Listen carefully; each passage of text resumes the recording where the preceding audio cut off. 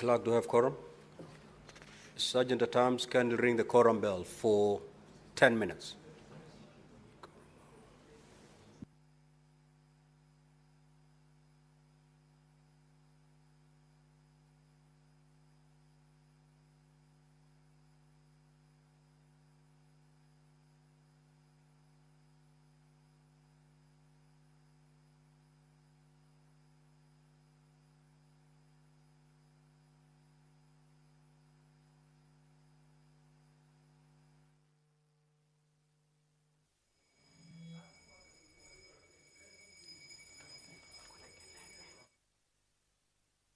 Well, the prayer has been said and the chair taken.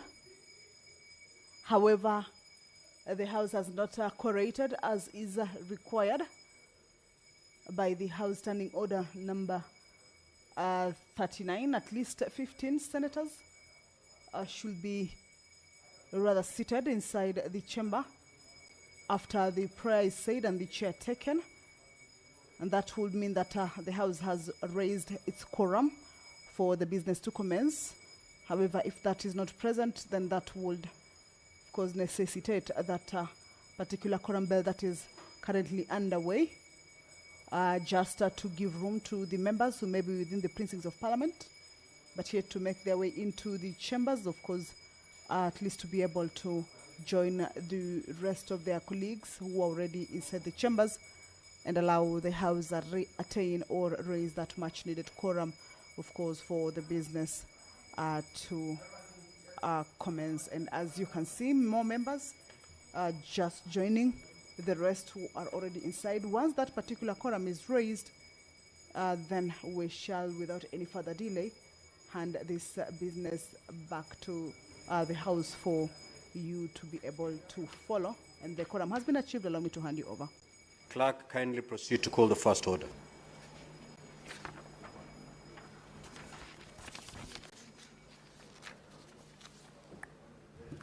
Order number 1, administration of oath. Order number 2, communication from the chair. Order number 3, messages.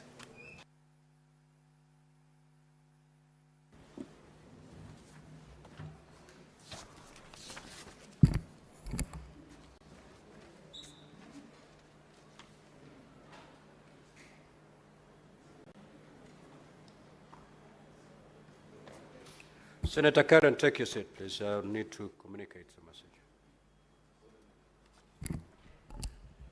Now, honorable senators, I wish to report to the Senate that I have, pursuant to Standing Order 46.3 and 4, received the following message from the Speaker of the National Assembly regarding the decision of the National Assembly on the Senate amendments to the Division of Revenue Bill, National Assembly Bills number 10 of 2025.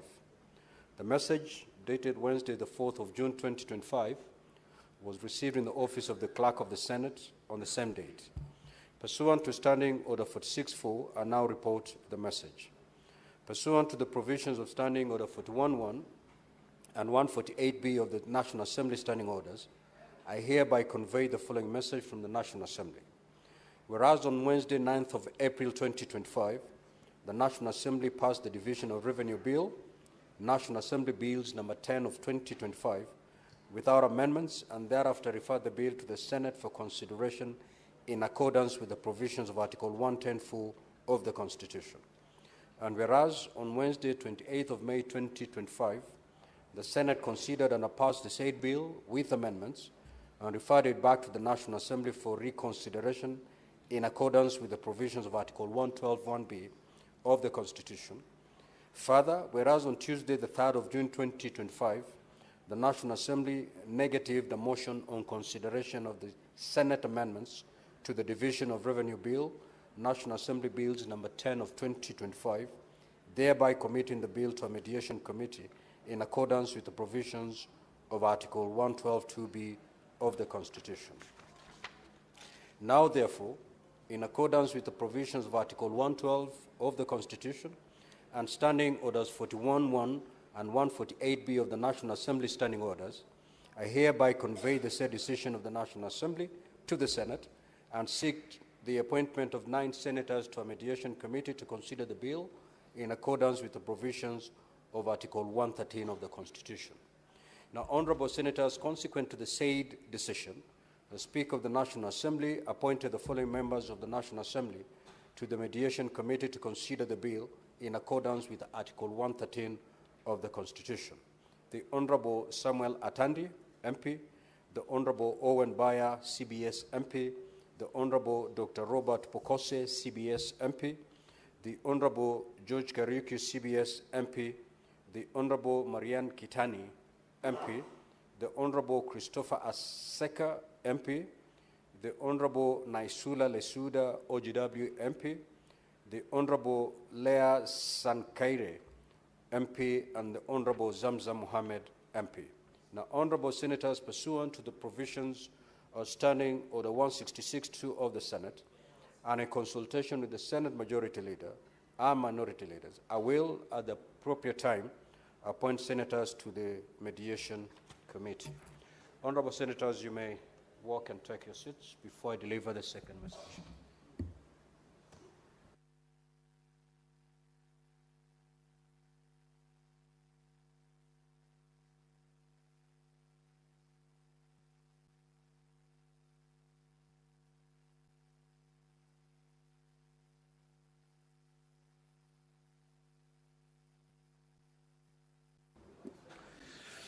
Honorable senators, I wish to Senator Bertus Akinyi, you're out of order.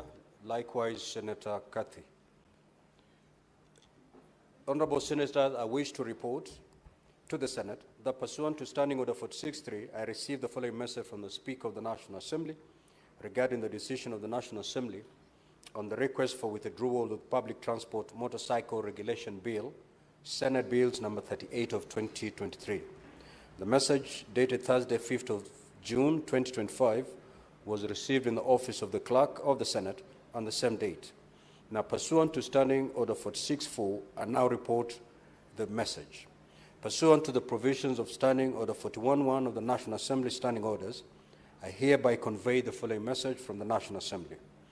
Whereas the Public Transport Motorcycle Regulation Bill, Senate Bills number 38 of 2023, was published via Kenya Gazette Supplement number 158 of 1st of September 2023 as a bill seeking to establish a legal framework to regulate the use of motorcycles, into brackets, border borders in the country by introducing new provisions for their registration, operation, and safety at the county level, passed by the Senate on the 5th of December 2024 and referred to the National Assembly for consideration in accordance with the provisions of Article 110.4 of the Constitution. And whereas on the 7th of March 2025, the Senate conveyed a request for withdrawal of the Public Transport Motorcycle Regulations Bill, Senate Bill number 38 of 2023, from further consideration by the National Assembly.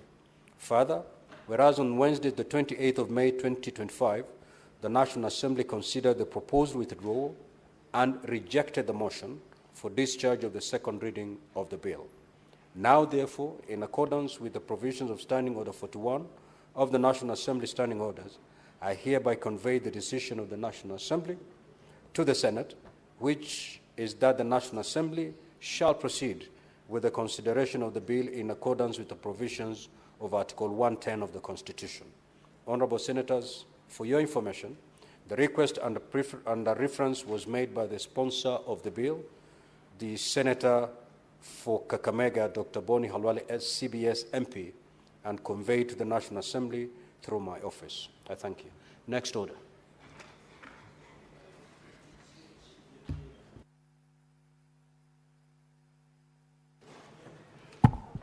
Order number 4, petitions. Order number 5, papers. Order number 6, notices of motion. Order number 7, questions and statements. Statements pursuant to Standing Order 53.1. The Senator for Turkana County, Honorable James Lomenen.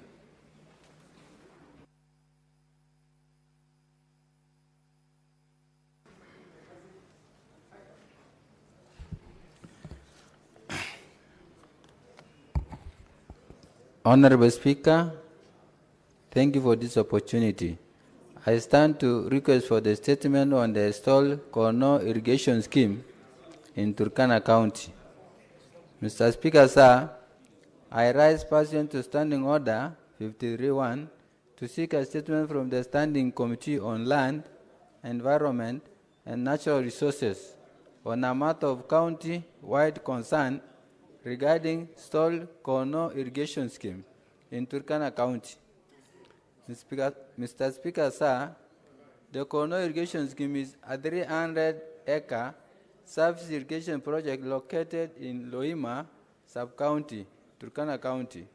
The project commenced in 2012 as part of the Kenyans for Kenya Drought Initiative, a response to the 2009 and 2010 droughts targeting Kaikor location with a projected implementation period of 12 months.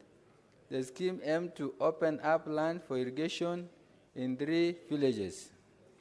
However, as of June 30, 2020, only 27% of the project has been completed.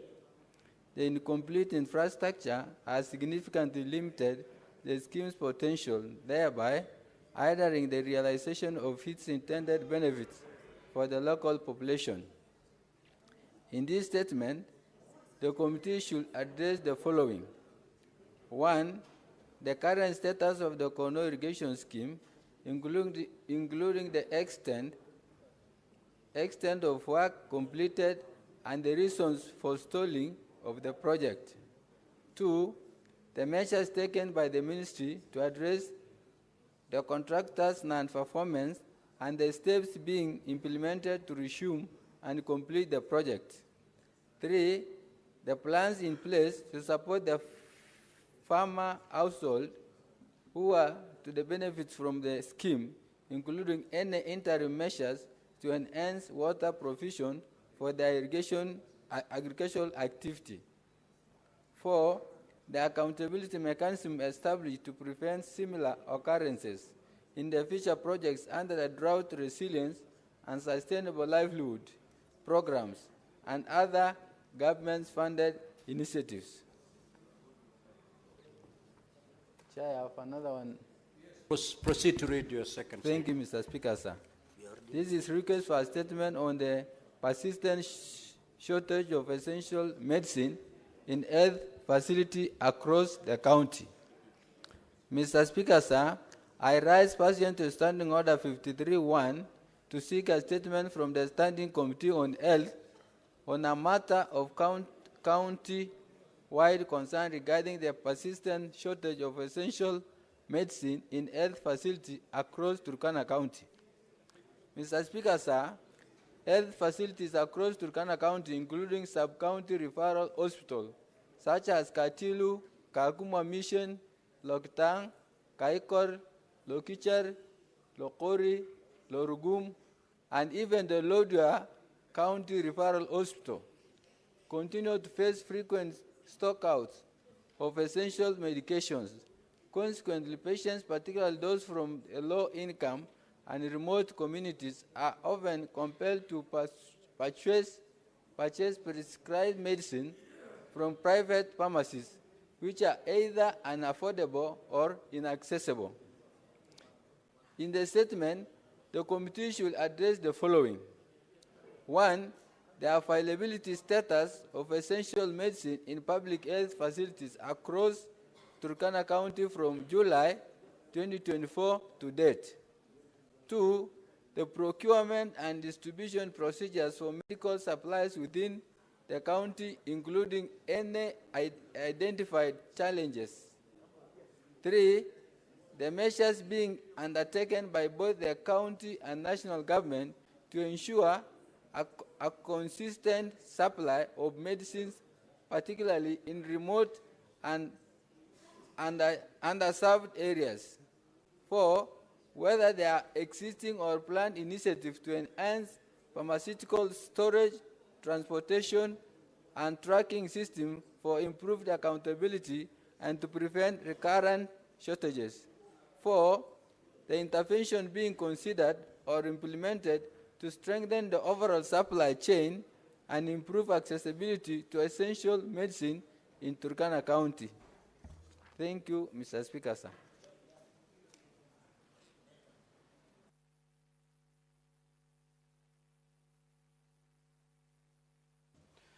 Senator Karen Nyamu.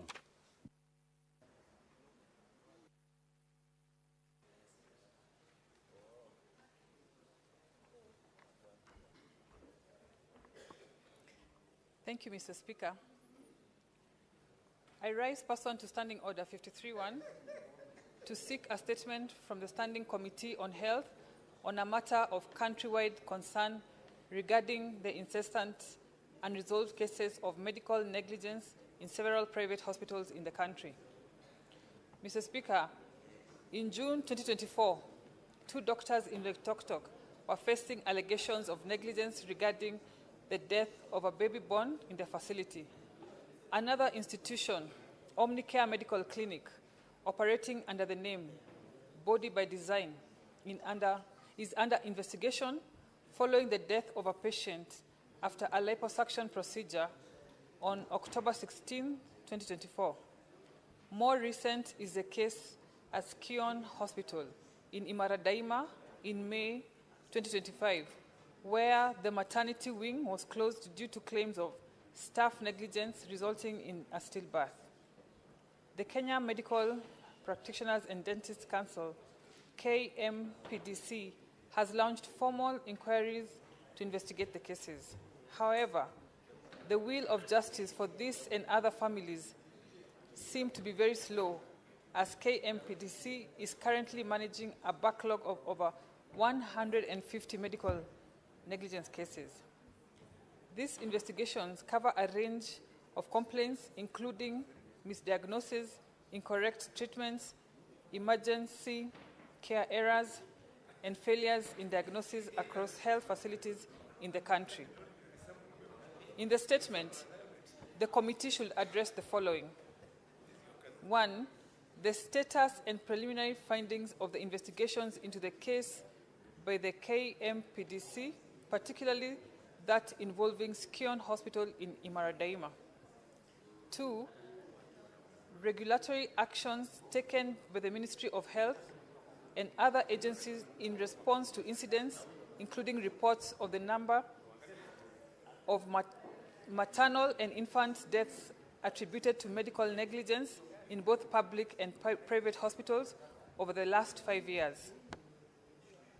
3, existing policies and enforcement mechanisms aimed at ensuring quality maternal and other patient care, as well as interventions, including possible sanctions and reforms to prevent recurrence of such incidences in both public and private health facilities, and to ensure justice for the affected families.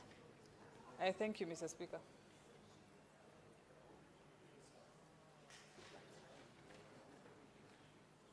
Senator Eddy.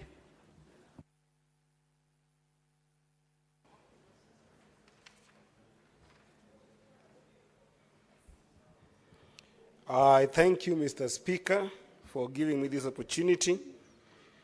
And Mr. Speaker, with a very heavy heart and a bleeding soul, Mr. Speaker, I request for a statement on the unfortunate death of Albert Omondi Ojwang while under police custody.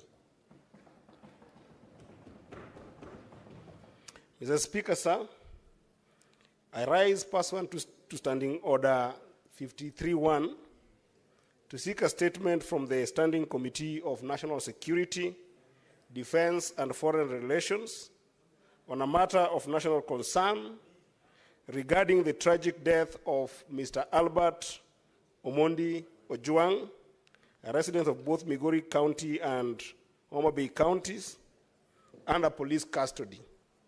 Mr. Speaker, sir, the death of Mr. Ojwang has caused widespread grief and outrage within the country.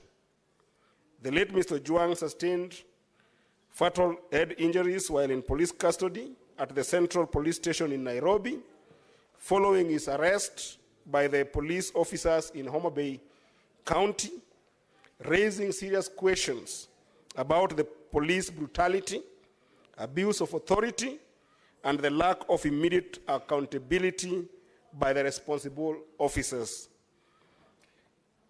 Therefore, Mr. Speaker, in this statement, the committee should address the following: the circumstances that led to the death of Mr. Albert Ojwang Omondi, including a detailed account of the events surrounding his fatal injuries. Secondly, Mr. Speaker, in the statement, the committee should address actions that have been taken by the National Police Service and Independent Police Oversight Authority, IPOA, to investigate the incident, including whether any officers involved have not only been interdicted, but also subjected to disciplinary or criminal proceedings.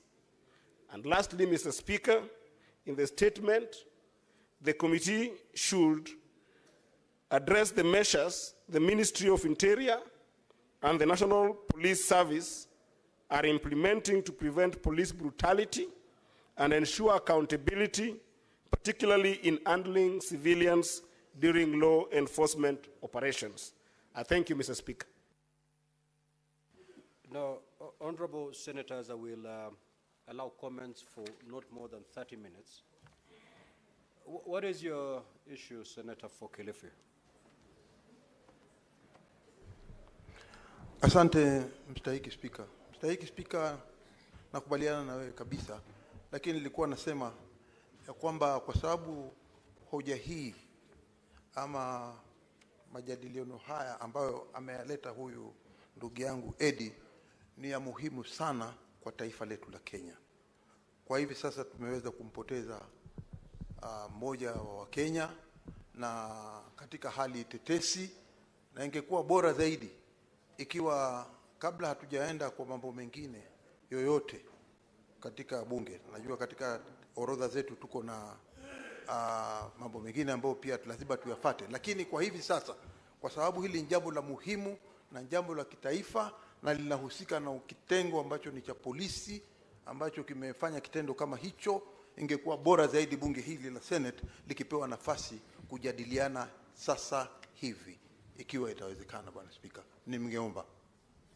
Asante. But Senator for Kilifi County, I thought that's exactly what I was going to do, giving honorable senators time to comment on not just that statement, but on any of the statements that have been read out. In the event that the 30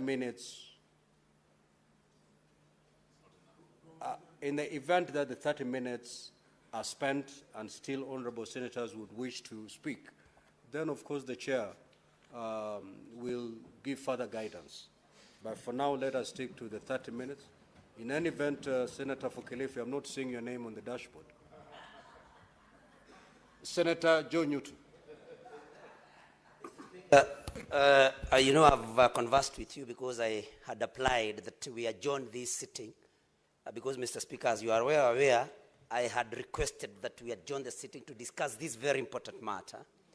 And, Mr. Speaker, I beseech you, although you have ruled on the matter of discussing it as a statement, that, Mr. Speaker, you may allow that we adjourn this House to discuss this matter as I had requested. Kindly, Mr. Speaker. It's a matter of national importance, Mr. Speaker, and I feel strongly that we may not be able to exhaust what we may want to say about this matter. So, Mr. Speaker, with the due respect and for your kindness, please allow my motion of adjournment to proceed. Mr. Speaker, kindly. Now, Honorable Newton, you are out of order. One, I've not seen that motion. Secondly, if you look at the standing orders, it must have reached my desk at least 2 hours before start of business.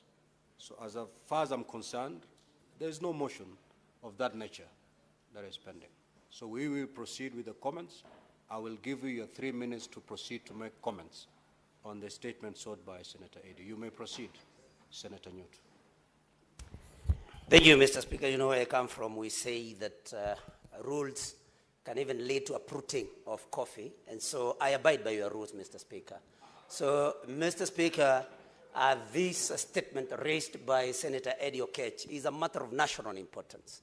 And Mr. Speaker, it becomes even more grievous because the complainant is the Deputy Inspector General of the Police, and that is Lagarde, who, Mr. Speaker, has been reported to be perpetrating violation of human rights, Mr. Speaker.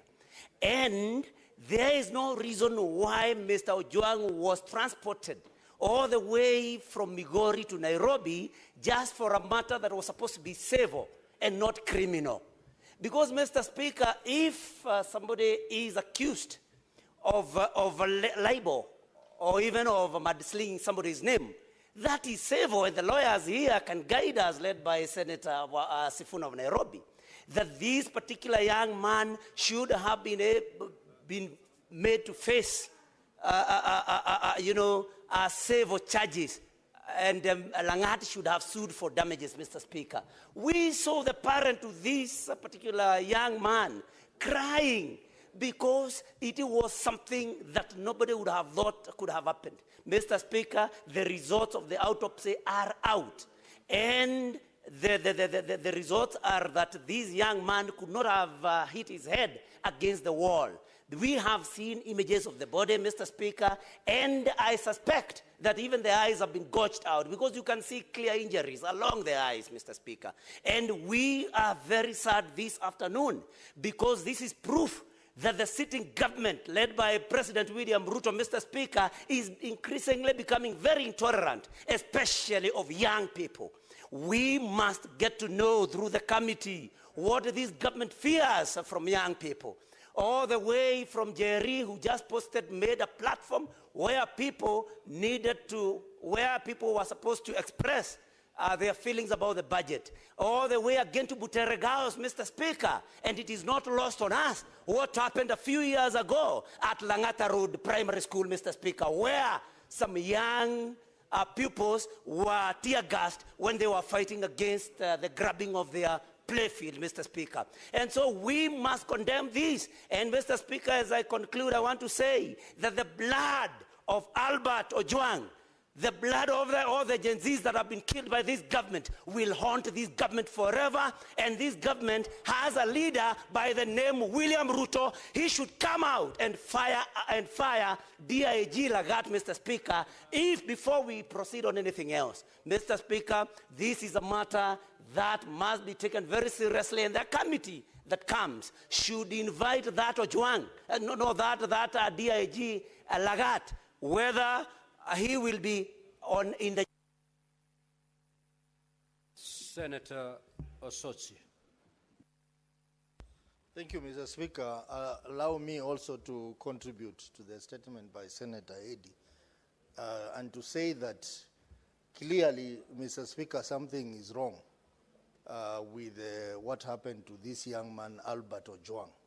And this country requires answers, because a postmortem that has been done so far, it indicates that this young man died out of neck compression, and those injuries were inflicted through torture.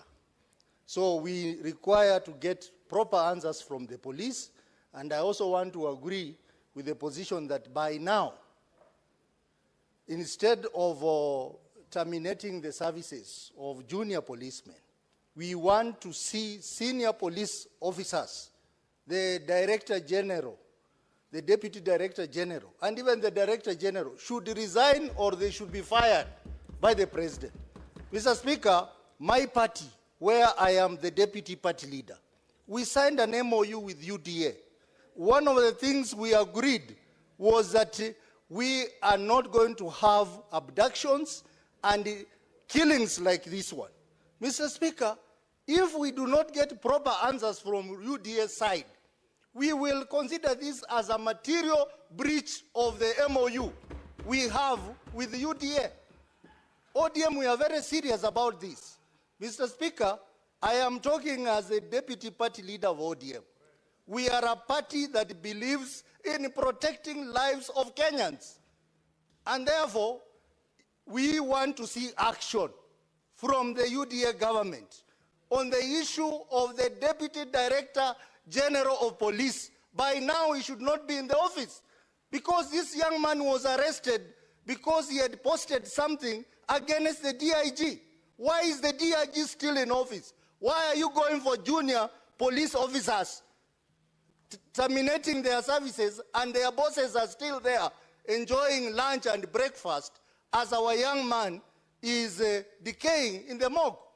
Mr. Speaker, this matter is very serious, and we call upon speedy action by not just the police, but the government through the president. Mr. Speaker, we are beginning to see the coming back of intolerance in this country. This cannot be allowed to go on, Mr. Speaker.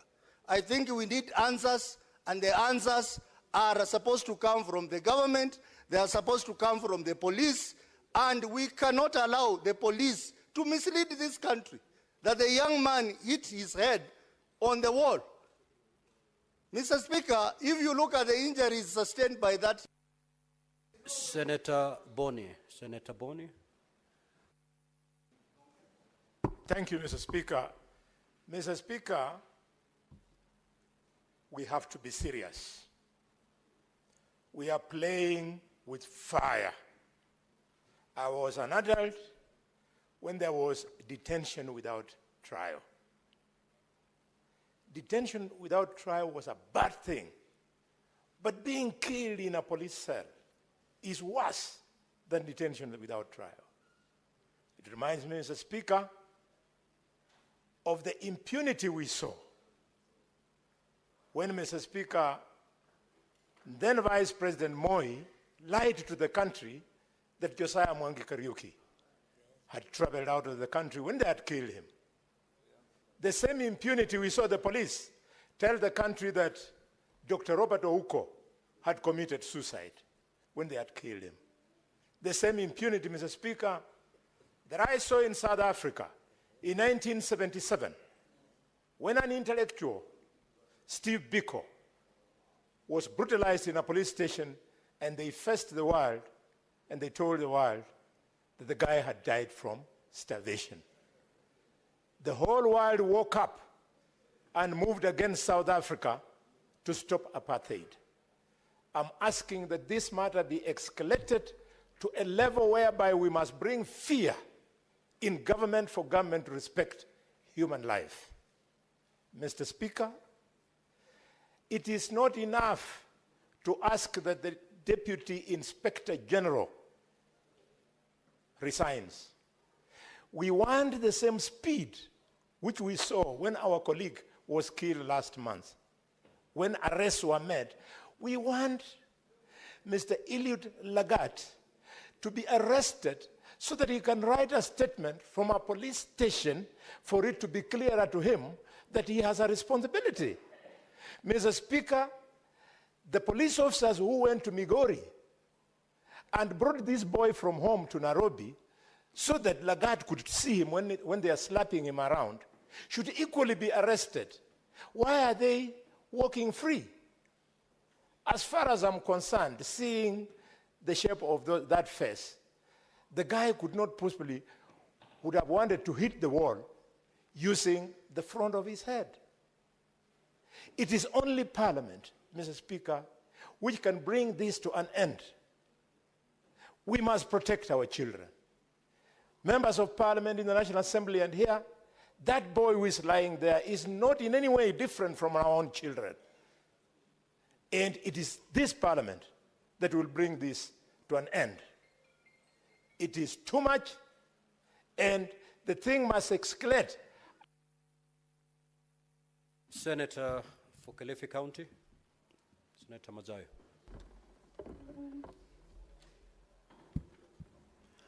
Asante mstahiki Spika.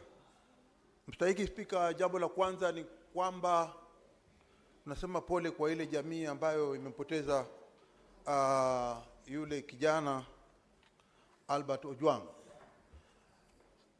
Zaidi sana tukiangalia, tunaweza kumwambia pole sana baba yake ambaye alikuwa huyu ni mtoto wake alipekee wa kuzaliwa peke yake, na ambaye alikuwa baba yake alikuwa na nia kwamba mtoto wake atafaulu katika maisha. Ndio sababu yeye akawa anafanya kazi ya mawe ya kuchimba na kukata mawe akiweza kumsomesha mtoto wake. Nampatia kongole huyo mzee kwa sababu alisomesha kijana, na kijana hakupoteza ndoto ya baba yake, akawa graduate. Lakini sasa baba yake anasema anataka kuletwa mbele ya huyu mtu anaitwa Lagat, apigwe risasi yeye sasa afariki. Huo ndio uchungu ambao baba yake anasikia saa hizi. Tunakemea sana kifo hichi.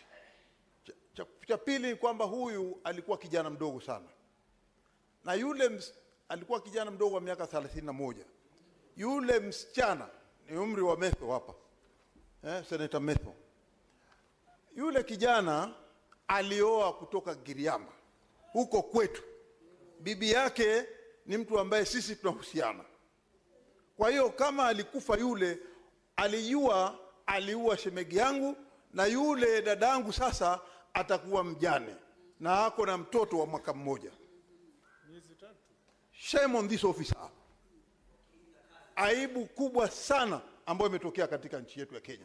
Kama mimi ningekuwa rais saa hizi, ningekuwa nishafuta watu katika hiyo ofisi. Huyu hafai kuketi ndani ya hiyo ofisi hata dakika moja. Huyu mtu anaitwa Lagat, kwa sababu ameondoa maisha ya kijana mdogo ambaye alikuwa na future katika nchi hii. Na sisi hatutakubali hata kidogo kwamba ifichwe hichi kifo. Wanaanza kusema sasa kwa sababu yeye ni DIG, anafikiria anaweza kudanganya Wakenya wote. Anasema ati mtu alijigonga na ukuta alafu akaanguka chini akakufa. Kwani alikuwa anacheza mpira yeye huko ndani? Ukuta si mpira, ukuta ni ukuta. Na alafu ukuta hawezi kuua. Hakuna mtu alijigonga ndani ya police cell, otherwise pengine awe amejinyonga. Kwa hiyo Bwana Spika, sisi tunasema ya kwamba kitendo alichofanyiwa huyu jamaa ni hatua lazima ichukuliwe. Hawezi kutoa mtu kutoka huko, upite police station mengi, upite maeneo yote ya mapolisi mpaka umlete hapa Central uje kumbulia hapa ndani. Na hawezi kukataa. Senator Ali Roba. Thank you very much, Mr. Speaker. So that my brother Ototi understands this is not a matter of party.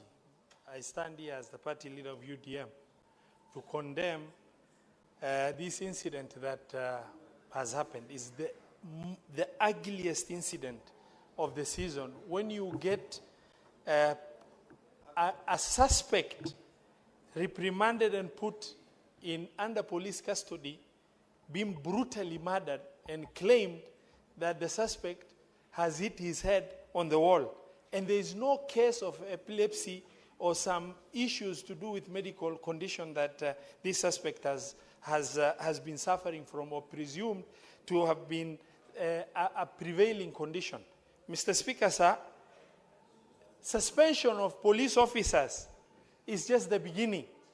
And I believe with conviction, as Ali Ibrahim Roba, myself, that there are people hell-bent in setting up the image of the president and setting up the president and spoiling the image of this president in this country. And it seems to be deliberate. The president must act swiftly to make sure that this protection happens.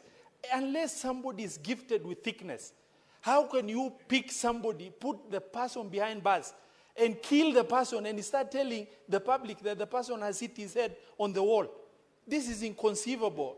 In this day, age, and era, I do not believe it can be something that will have any angle to government position, but rather a complete setup by individuals who are hell-bent at spoiling the image of the president. Mr. Speaker, sir, we demand as Parliament, and I believe, just as my brother Senator Kalwale has said, only Parliament can objectively intervene and investigate this issue to logical conclusion. we want to demand a swift action. DCI must establish culpability, and they must pin it to an individual, not the issue of suspending individuals. That is PR exercise. We want a swift action. Otherwise, the people setting up the president should be unearthed, because the issue that is happening is an issue that is image spoiling. Unless, there is a stupidity that cannot be quantified. You cannot do what you have done in a government with democracy like the government of Kenya. Mr. Speaker, sir, no cover-up can be allowed. Justice must be served and justice delivered, and the nation is waiting. Thank you very much, Mr. Speaker. Senator Wambua. I thank you, Mr. Speaker. Mr. Speaker, this is very disturbing. Disturbing, Mr. Speaker, because the question that I ask myself is,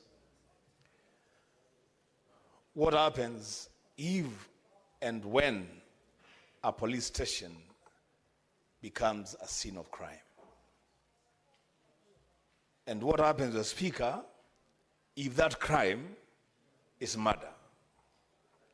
What is it that we are supposed to do? Mr. Speaker, I hear people saying that we want justice for Albert Omondi Ojwang. But how does justice look for a young man killed in the hands of police officers? What is it that must be done for that young man, the lifeless body of Albert Omondi Ojwang, to receive justice? What exactly is it that, Mr. Speaker, must happen? Mr. Speaker, of late, our country is doing extremely, extremely badly in terms of insecurity. Mr. Speaker, in April, I saw the majority leader confronting the Inspector General of Police over some killings in Narok, in Barkoi. A few weeks ago, Mr. Speaker, 3 people were killed by police in the same area in Narok, Mr. Speaker. Mr. Speaker, what is happening in our country in relation to security? What is it that needs to be fixed? That's a question that we should address ourselves to. Mr. Speaker, I'm here to say that, Mr. Speaker, this killing of this young man has capacity to throw this country into serious, serious anarchy if it is not handled properly. Remember, Mr. Speaker, what happened in Tunisia with Mohamed Bouaziz when he blew himself up outside Parliament?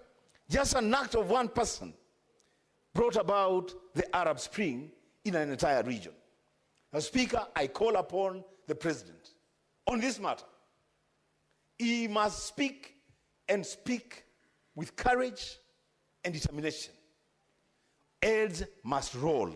He must reset the security apparatus in this country from the top to the bottom, Mr. Speaker. It cannot be that a person is arrested in... Senator Chiranke. Thank you, Mr. Speaker. On my own behalf and on behalf of the great people of Nandi, allow me to pass my deepest condolences for this tragic death. Mr. Speaker, as my colleagues have said, even during era of detention without trial, no one was killed in police cell. Mr. Speaker, as a professional guest of the state on many occasions, and I've had privileges for spending nights in number of almost 5 police stations in Nairobi, Mr. Speaker, it is very unfortunate. It is very sad, Mr. Speaker. The only place you should be safe is a police station. Mr. Speaker, heads must roll. I want to agree with my colleagues, Mr. Speaker, and you know on many occasions, I have raised that there is a problem with Ministry of Interior 1,000 times, Mr. Speaker. As we speak today, Mr. Speaker, Father Alois Cheruiyot Bett killers are not known. Father Maina killers are not known. Angata Baragoi, 6 people were buried without their killers being not known, Mr. Speaker. Angama Mara, even in Kerio Valley, Mr. Speaker. I request the following, Mr. Speaker. And I agree with colleagues that there are people who are intended to sabotage President William Ruto government. And is led by the Minister of Interior, who should take and resign, Mr. Speaker, and take personal political responsibility on this matter, Mr. Speaker. I request also that the Parliament Committee, Mr. Speaker, is very incompetent. And you know that incompetence, if you transfer from roads to lives, we lose lives, Mr. Speaker. We have lost a young man, 31-year-old, who had just married, Mr. Speaker. Mr. Speaker, they must be held accountable, Mr. Speaker. I request that the Parliament, through the national security, does inquest into unexplained deaths in this republic, Mr. Speaker, or form a judicial inquiry into the allegation of extrajudicial killings even from the last session up to this session, Mr. Speaker. Mr. Speaker, it cannot be that as a Senate we are just sitting and allowing insecurity to thrive in this country. You go to Mombasa, Mr. Speaker, when you greet a boy woman, you think she's a woman. Somebody has won a boy with a machete. You think she's a beautiful lady. He's a man with a machete. And there are criminal gangs ruling Mombasa as we talk to. You go to Nakuru, Mr. Speaker, the gangs are playground. You go to Kerio Valley, Mr. Speaker, and many other places, Mr. Speaker. I think it is a high time, and I want to appeal to the President, because he is a man who is very decisive. Heads must roll from the Minister of Interior, Inspector General of Police, and all his subordinates, including the OCS from Homa Bay, who gave out the link, Mr. Speaker, including Safaricom, who gives out the location of this suspect. Mr. Speaker, I remember when I want to be arrested, I left my phones in Kibos. The police went to look for me in Kibos, and I was in Eldoret, Mr. Speaker, sleeping. Senator Oburu Odinga. Senator Oburu. Thank you. Thank you, Mr. Speaker, sir, for the opportunity. Mr. Speaker, this is a sad day for us in the Senate. Mr. Speaker, we are discussing the death of a young man who was the only son of his family. And Mr. Speaker, he has died in a police cell where people are supposed to run for safety. Mr. Speaker, where else do you go if not police station when you feel threatened by anybody? But Mr. Speaker, when you go to a police station and you are killed, Mr. Speaker, this is a very, very serious situation. Mr. Speaker, there's one time in this country where we used to have people who speak their minds. They are picked and you never see them. Sometimes, Mr. Speaker, they are picked and you see them in courts pleading guilty after being tortured in cells. Mr. Speaker, we have been struggling so that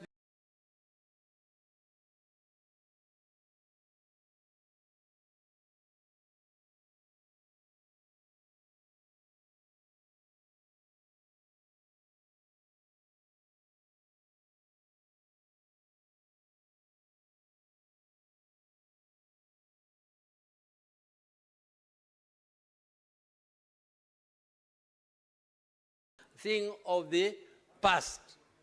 And it is very sad, Mr. Speaker, when we see any injustice rearing its head again. Mr. Speaker, it is not the small boys. It must be the big boys who organize this kind of a thing. Me, I've never heard, Mr. Speaker, I've never heard that somebody can be charged for making somebody infamous. I don't know what a senior police officer, what type of fame a senior police officer wants to be. Where is he going with that fame? And Mr. Speaker, fame is something you can take to a civil court. Somebody does not have to be arrested and put in cell because he has made somebody infamous. Mr. Speaker, I have even seen in this country pictures where people are putting the president in the cells. And they are never arrested, Mr. Speaker. Is this police officer even bigger than the president? Why can he not be arrested and interrogated, Mr. Speaker, if we don't tackle this particular case up to the end, Mr. Speaker? Kenyans will not believe us. Kenyans will not believe that even as leaders we are serious. Because I come from that region. What am I going to tell the people of Homa Bay when I go there? That we are in broad-based government. And I don't explain to them how their son was picked and then put in some police cell, where there are many police cells, Mr. Speaker, on the way from Ojwang'S. From Ojwang'S, there is a police cell there in Ojwang'S, there's a police cell in Homa Bay, there's a police cell in Kisii, there's a police cell in Kisumu. There are so many police cells around there, Mr. Speaker. Why this particular police state? Senator Murango. Asante sana mstahiki Spika kwa nafasi ya kuongelea jambo la kusitikisha kuhusu kijana Albert Ojwang'. Jambo la kushangaza mstahiki Spika, hata kama sisi ni wanasesere, hata kama kwa Kenya ni vikaragosi, hakuna venye tungeambia kwamba yule kijana alikuja akajipigisha ukuta hapa Nairobi. Kusema ya kwamba Homa Bay hakuna nyuta, hakuna ukuta. Ukuta alipata Nairobi na akakuja akapiga ukuta akafa. Mstahiki Spika, kivuli cha fimbo hakiwezi kuficha mtu jua. Na hata watu wajaribu kuficha hili jambo namna gani, lazima litakuja kutokea wazi. Juzi niliona ya kwamba maafisa wakuu katika idara ya polisi wakisema wale wandogo wao ndo walifanya hiyo kitendo. Lakini mstahiki Spika, samaki wote hunuka lakini walimshuku kambare. Kama kuna harufu, kama kuna mwozo, ni idara zima ya polisi kuanzia juu mpaka chini. Na kwa hivyo waisema kwamba wale wandogo peke yao ndo walifanya hii kitendo. Mstahiki Spika, tunaona kama ningekuwa ni mbwenyenye amewawa, kungekuwa na watu wa tayari wamekamatwa. Na kuna msemo moja wa Kiswahili unasema kwamba maskini hedi mkele, na hata angenda mkele akapakia jahazi mchele tele, urudi na upele. Kifo cha Ojwang' kinafaa kuwa venye hatua inachukuliwa wakati wandosi wanawawa. Hata huyu kijana nafaa kuangaliwa na mambo yake ichunguzwe. Lakini unajua mstahiki Spika, ukiona kesi inakaa sana katika kasri ya mfarume, ujue kwamba tajiri ana makosa. Hii kesi ya huyu kijana venye imekuwa ikizungushwa, inaonekana kwamba kuna wandosi fulani ambao wako na makosa. Na tusifanye hili jambo likawa ni jambo la kisiasa mstahiki Spika. Lakini iko siku ukiona kivuli cha mtu mfupi kimeanza kuwa kirefu, jua kuna kucha ama ni machweo. Siku moja machweo itakuja kutufikia. Kwa hivyo ningeomba serikali, taasisi za usalama kuhakikisha kuvalia njuga swala hili, kuhakikisha ya kwamba Ojwang' isiwe tu kwamba itakuwa ni takwimu ya mtu mwingine amepotea na hakuna kitu imefanyika. Asante sana mstahiki Spika. Senator Mogeni. Mr. Speaker, as we address Kenyans this afternoon, a post-mortem report that has just come out says the late Ojwang' was killed due to neck compression, meaning he was squeezed with an intention of being killed. That he suffered soft tissue injuries spread all over the body, meaning a gang inside a police cell in the Republic of Kenya was used to murder this young boy. And then he had head injuries. The conclusion, Mr. Speaker, from 5 pathologists associate these injuries with external forces inflicted in keeping with assault. Mr. Speaker, you are a lawyer.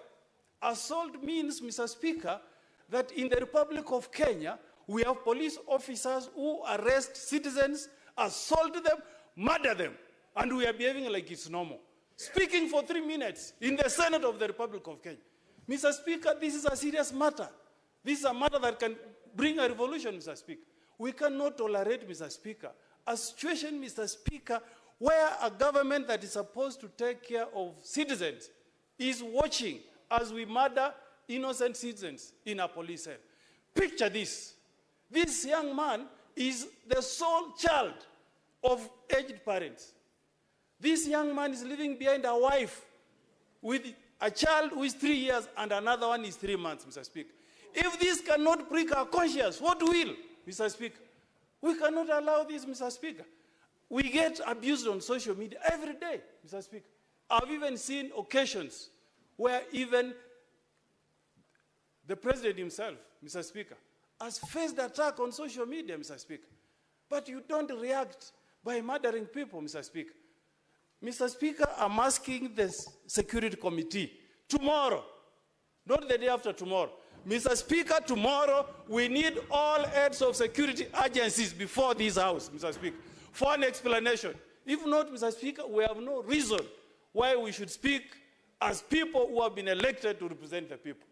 There cannot be a case like this, Mr. Speaker, in a country that is democratic, that is independent, Mr. Speaker. Mr. Speaker, I'm speaking with a lot of anger because I'm a father, Mr. Speaker. How would you feel if it was you, Senator? Picture yourself, your child being arrested all the way from Nyanza, brought to Nairobi and killed in a police station. If that had happened, Oburu Oginga, he will not be here, Mr. Speaker. Even Raila Odinga will not be alive today if successive governments behave the way we are behaving, Mr. Speaker. These are extraordinary times, Mr. Speaker.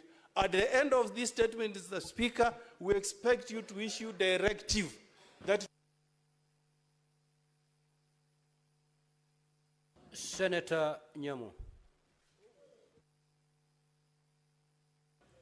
You've been given.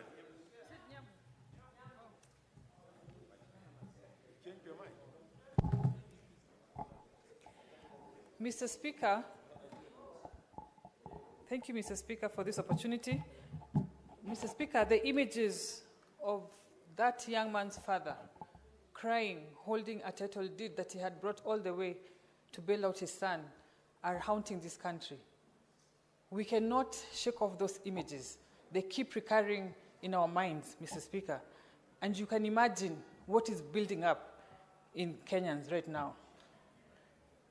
What is shocking, Mr. Speaker, is that even after driving him 400 kilometers from Kisumu, he was not booked in the occurrence book, even as he lay in the cells. That in itself is a red flag that points at the intentions of the officers who arrested him. As we speak, police officers concerned have been indicted. What that means is that as much as they will not continue to carry out their duties, they will continue to earn half their salary. Mr. Speaker, that is dancing on the grave of that young man. We want those police officers implicated discontinued from police service immediately. We want them to take a plea. We want them to be charged. And the complainant, who is a DIG of police, we are very disappointed. We are embarrassed that you are so intolerant. Mr. Speaker, right now I am trending because I goofed, maybe, by politicizing the matter. I have been trolled, but I have not. I cannot fathom getting such anger to an extent of even trying to be vengeful with anyone who is trolling me, for example. Mr. Speaker, as a country, as my colleagues have said, we are treading very dangerously, and we want the president to take charge of this situation. He has committed time and again that he will protect the youth of this country and he will protect their future. We are watching. Mr. President, the country is watching. We want to see how you handle this matter because that is going to tell us a lot about you.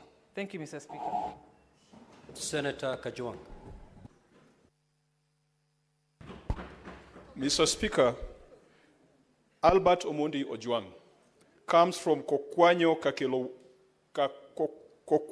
Kakelo Ward in Kabondo Kasipul in Homa Bay County. People are shedding tears here. I am mourning someone from my county, someone from the county I represent. Mr. Speaker, I have buried too many young people following the Gen Z protests just 1 year ago. Mr. Speaker, I buried close to 7 young people who were killed. Some of them were discovered in quarries, extrajudicial killings, and enforced disappearances. Mr. Speaker, in the post-election violence, I buried close to 10 young people, again extrajudicial killings. Mr. Speaker, During the protest when Raila came back from the United States, I buried almost 10 people who were killed by the police. We have felt the pain. We have shed tears, Mr. Speaker. These must be brought to a close. The problem I have with Parliament today is that we are mourning like we have no hope. We are speaking here like bloggers are speaking out there. Parliament is the one that vetted the Inspector General of Police, Mr. Speaker. And as a result, the Inspector General of Police is answerable, is accountable to this House. Mr. Speaker, tomorrow, the Inspector General of Police should be here, must be here. This gentleman did not die. This gentleman was killed, Mr. Speaker. If you look at the definition of to be killed and to die, this gentleman was killed, murdered by the police, who are supposed to be the custodians and the safeguards of law and order in this country. Mr. Speaker, on 25th of June, we'll be marking the first anniversary of the Gen Z protest. I want to challenge Senator Cheriot and Senator Minority Leader. You brought a motion to this House last year in June. We said a lot of things. We said a lot of English. Let us mark the anniversary of 25th June in this Parliament. Because the other House, everyone ran away. We were the only ones who were here. Let us come back here, take stock of the things we said. We talked of extrajudicial killings. We talked of enforced disappearances. We talked of corruption. We talked of tribalism. What have we done about it?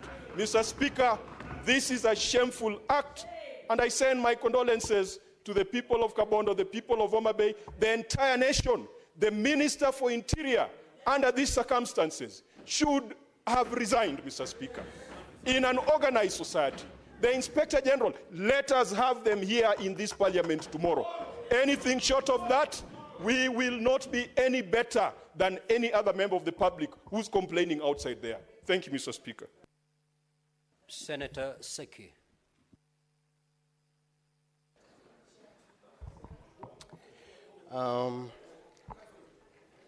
Thank you so much, Honorable Speaker.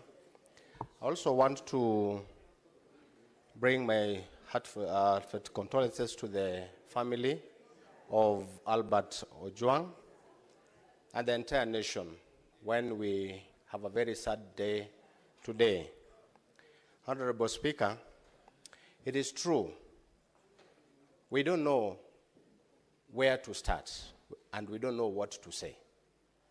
Because if a young man, Ojwang, can die in a police cell with an excuse of committing suicide, and people would dare to say that, and we have a number of Kenyans who have died in the hands of police, Honorable Speaker, remembering the Angata Barikoi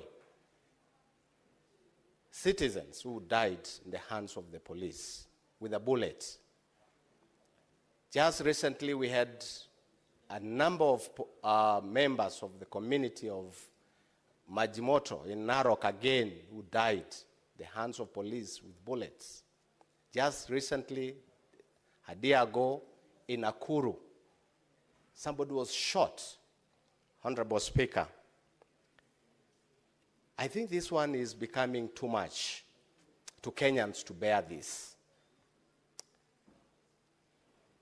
We want, as most of our colleagues have said here, we want to demand, Honorable Speaker, the IG, whom I participated to his vetting, to his interviews in the Committee of National Security, we want him in this House.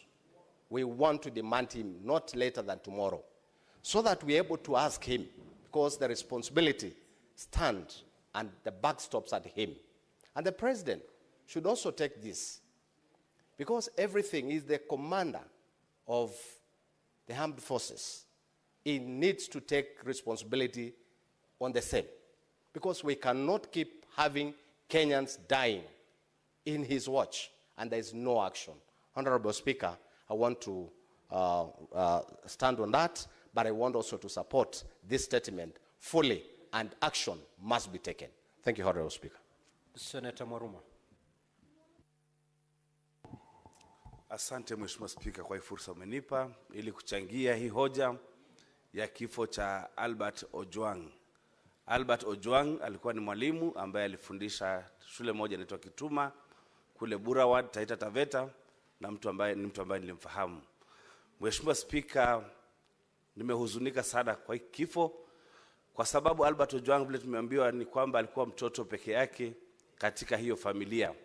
Na najua baba yake alikuwa ni maskini vile tumeona katika vyombo vya habari, na alitegemewa na babake na wazazi wake ili abadilishe maisha ya ile familia. Mheshimiwa Spika, ni jambo la kutamausha na kuhuzunisha sana kwa sababu alibeba kutoka Homa Bay na kuja mpaka police station huku Nairobi, kama hakuna vituo vya polisi kule Homa Bay. Na Mheshimiwa Spika, ni jambo la kuhuzunisha ya kwamba asasi za usalama zinatumika ili kunyamazisha Wakenya kwa sababu ya kuongea ukweli. Mheshimiwa Spika, kama mambo hayaendi vyema, hayaendi sawa, watu lazima wawe na Spika. Tusirudishwe miaka ya zamani Mheshimiwa Spika, kwa sababu sasa tumeenda mbali sana. Na Mheshimiwa Spika, zamani nakumbuka wakati wa miaka ya 90 ilikuwa ukiongea ulikuwa unaangalia nyuma, na hata mkiwa kwa nyumba mnasema kwamba kuta zina masikio. Kwa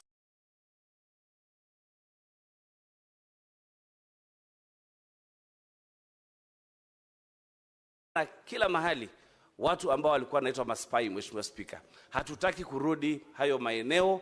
Mheshimiwa Spika, ni lazima uchunguzi ufanywe vizuri. Mheshimiwa Spika, katika hii nyumba nilileta statement Mheshimiwa Spika ambayo haijapata suluhu bado, haijapata majibu bado, ya mtu ambaye aliuawa kule kwetu Veruga ndani ya mikono ya polisi akiwa seli. Mheshimiwa Spika, Mwangoji wameeleza aliuawa pia, na mpaka saa hizi Mheshimiwa Spika, kamati husika haijaleta ripoti kamili, na ningependa kushinikiza Mheshimiwa Spika kwamba hiyo ripoti iletwe ili tujue Mwangoji alifanya nini, alifanya makosa gani, na ni kitendo gani kilifanywa na wale polisi ili yeye kufa katika mikono ya polisi. Mheshimiwa Spika, lazima hili swala liangaliwe kwa undani, lakini Mheshimiwa Spika, ningependa kusema Wakenya wasinyamaze wakati kuna mambo ya wakashifu, kwa sababu ni haki yao ya kuongea, na ni haki yao baada ya wameongea walindwe. Si kusema kwamba ukiongea ukweli kwamba hautalindwa. Mheshimiwa Spika, lazima Kenya turudi na tujue kwamba tuko na katiba mpya ambayo inalinda kila Mkenya. Kwa hivyo Mheshimiwa Spika, kulikuwa na nguvu na uwezo wa Albert kupelekwa kotini, mwalimu Albert kupelekwa kotini na kufungulia mashtaka, si kumua Albert ndani ya jela. Mheshimiwa Spika, kwa hayo machache Mheshimiwa Spika, na Senator for Meru County, Senator Kathure. Thank you, Honorable Speaker, also for this opportunity to give my condolences to this young soul, which you have lost in a very, very cruel circumstances, Honorable Speaker. Honorable Speaker, Kenya is bleeding this afternoon since we learned the death of Albert. And Mr. Speaker, as my colleagues have clearly put it, the Committee on Security of this House, let us lead by example. Chair Fatuma Nduro should suspend any other activity that they have for this week. Now I'm speaking as the chair of the Liaison Committee with the powers bestowed to me by the committee and the standing orders. No.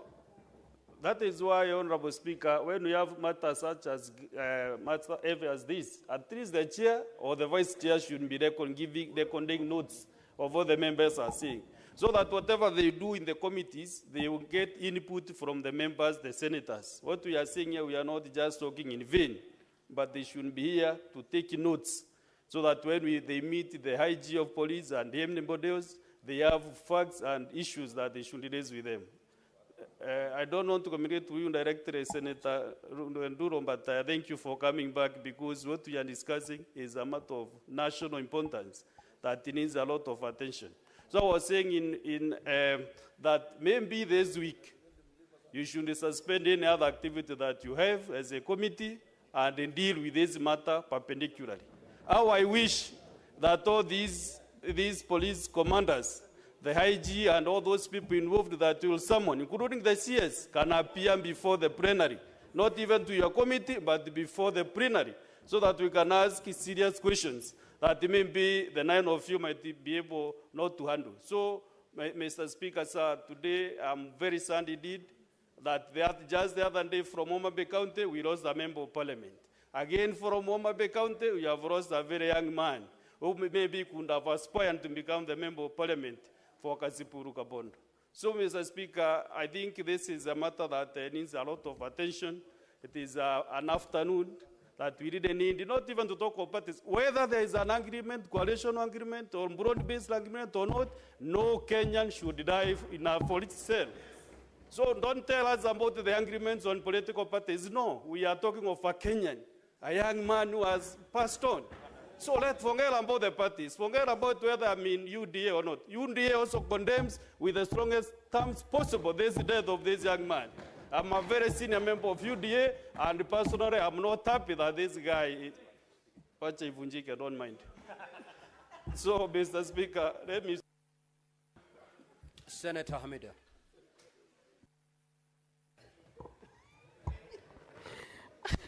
Thank you, Mr. Speaker. It is sad, indeed, Mr. Speaker. I am deeply saddened by Albert's death. Mr. Speaker, when we talk about,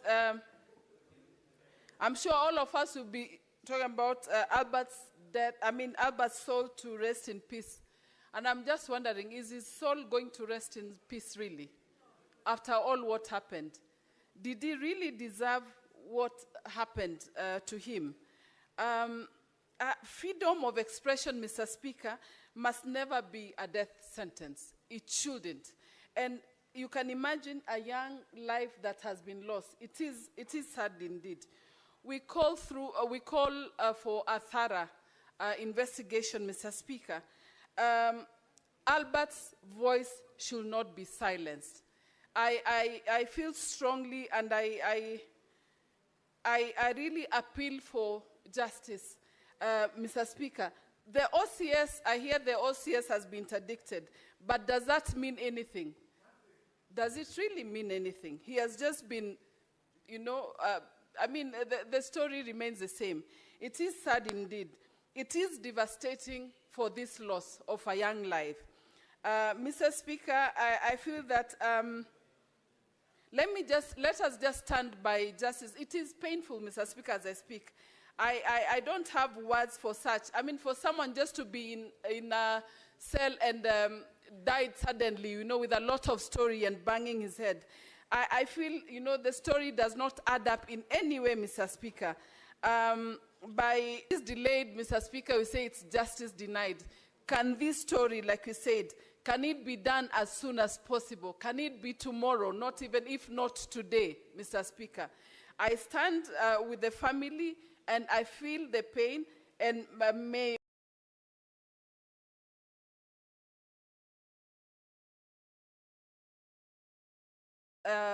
his soul is going to rest in peace only after the justice has been done.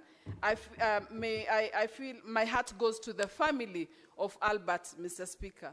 I support my colleagues. Mr. Speaker, seriously, I don't know. I am so deeply saddened. I feel so pained that I don't know how to express myself in this one, Mr. Speaker. May his family have strength and comfort, go through strength and comfort during this time for the loss of their son. Thank you, Mr. Speaker. Senator Abbas. Thank you, Honorable Speaker. Honorable Speaker, first and foremost, I want to join my colleagues to send condolences to the family of Albert Ojwang and the people of Homa Bay. Honorable Speaker, it's a very unfortunate situation that today we have lost a very young man at the age of, I think, 28, 29 years old, who was a teacher in this country. Honorable Speaker, it's very unfortunate. Albert was driven all the way from Homa Bay, 350 kilometers. In Homa Bay, we have police stations, we have courts, we have high courts. I don't know why this man was driven all the way, the late, up to Nairobi. That means somebody was ready to see him finished or dead. Honorable Speaker, those who are interdicted, the officers that are interdicted, are today denying that some of them are not in opposition, are not even on duty. And therefore, it means there is something hidden in this place. And it's over 20, since this government took over, 20 Kenyans died in police cells. That is where we were supposed to run to, where people have to seek security. But unfortunately, the way we lost young ones in the police cells is very unfortunate, Mr. Speaker. Honorable Speaker, I think the Kenyan police won't see this country go into chaos. I think they won't see this government fails. Because every day we're hearing people being killed and being shot. The police, I think, are going slow to show the world that they won't see the current government is not in support of their life or whatever. I don't know what's the problem. However, my Honorable Speaker, if this has happened, I think the highest leader of the security must resign in this country. That is the minister, the PS, and the CIG should all resign to show that this matter must stop. Not only suspending police officers who are very junior officers. Honorable Speaker, if the government feels they cannot tolerate comments, this guy only tweeted something, then these social things like TikTok and WhatsApp, this should be banned in this country now instead of killing young men. I think that's the only best way. If you cannot tolerate comments, then they should buy the social things. Honorable Speaker, finally, I want to request you, in solidarity with the family, through you, Honorable Speaker, this House will observe 1 minute silence in support of the family. Thank you so much. Senator Onyonka Richard. Mr. Speaker, I, with a lot of humility, accept the possibility that you have allowed me to vent on this matter. And I want my colleagues in this House to listen to me carefully. I have frequently been on public saying that we need to stop killing our children, that we must accept that we are the ones as adults in the House who've been messing up in this republic. Mr. Speaker, I have listened to all of us discuss in this House, and I hear everybody saying, no, let us make sure that this guy is arrested and all. What was Ojwang discussing that made this man kill him? It's corruption. The reason this young man was killed, he said the police service receives close to 56 billion shillings every year. This is the story. This is the big thing in this House. But we are talking about, Ojwang is killed, we need to arrest. This country of ours has to be fixed. And you are the people to fix it. And you are refusing to fix it. Because we are part and parcel of the mess of our country. And when we are discussing this thing, you politicize them. You say, it's broad-based. It is all about those people are the ones who are on the other side. When this thing collapses, all of you will be in the same boat, I tell you. You will hang separately. Because you are the people betraying this republic. The police officers are a consequence of our failure. That is the reality. We have refused to accept that we can fix this country, that we can work together, that we don't have to be tribal, that we can actually act as adults. But we behave like children when everybody outside is crying, saying, where are the adults in the House? I beg you people, let us sit and fix our country. What you see happening to Ojwang is a consequence of a failed system. Thank you, Mr. Speaker. Senator Chute. Asante sana Mheshimiwa Spika, kwanza nachukua nafasi hii kuomboleza familia, marafiki na watu ya Homa Bay kwa kifo ya Albert Ojwang ambaye alikuwa na miaka 31. Mheshimiwa Spika, leo ukiendesha gari ukikimbizwa na wakora, mahali utaenda kwanza kukimbilia uokoe maisha yako ni police station. Mheshimiwa Spika, sasa ukienda police station ya Kenya na utauawa, ukikimbizwa na wezi utaenda wapi? Hauna mahali pa kwenda, kwa sababu mahali unakimbizwa iko kifo, mahali unaenda pia iko kifo. Hiyo ndio maisha tuko nayo leo. Mheshimiwa Spika, askari iko Kenya ni 1,108 askari polisi na askari ya utawala. Mheshimiwa Spika, mimi nikisimama hapa nikiwakilisha Marsabit, sitaki kulaumu polisi wote.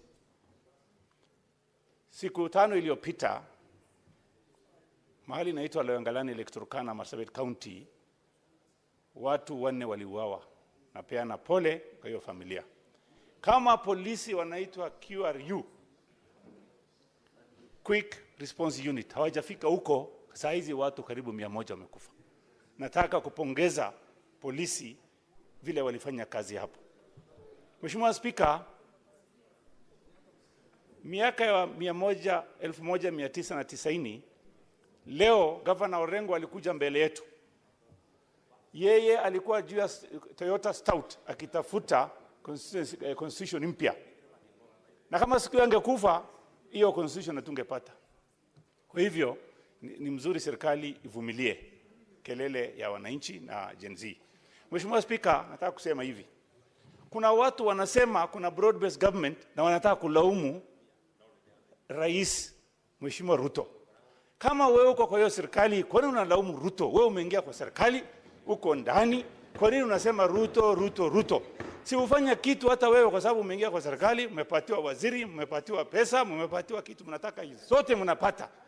Usikae huko ndani halafu unajifanya kama uko nje. Ukiona mambo mabaya unalaumu serikali. Ukiona mambo mazuri unasema tuko kwa serikali. Waacha ku double deal. Kaa ndani ama kaa nje. Ukikaa ndani waacha kulaumu serikali.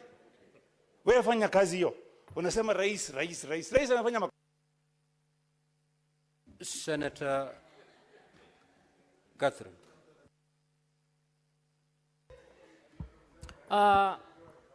Thank you, Honorable Speaker, for this opportunity to speak. Speaker, this matter is grave. And this matter is painful for those of us who are mothers. Albert was about the age of my son, and Albert shares a name with my husband.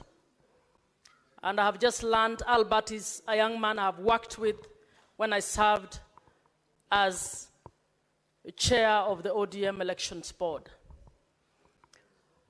Mr. Speaker, what has happened is serious. And in my view, if not taken seriously, it may very well be the last straw. And I think we need to take this seriously. And honorable colleagues, even as we commend, even as we plan, Honorable Speaker, can you ask Omtata and Kajwang to tone their voices? Even as we plan to call the IG, honorable colleagues, I want to ask you, is IG capable of investigating this case?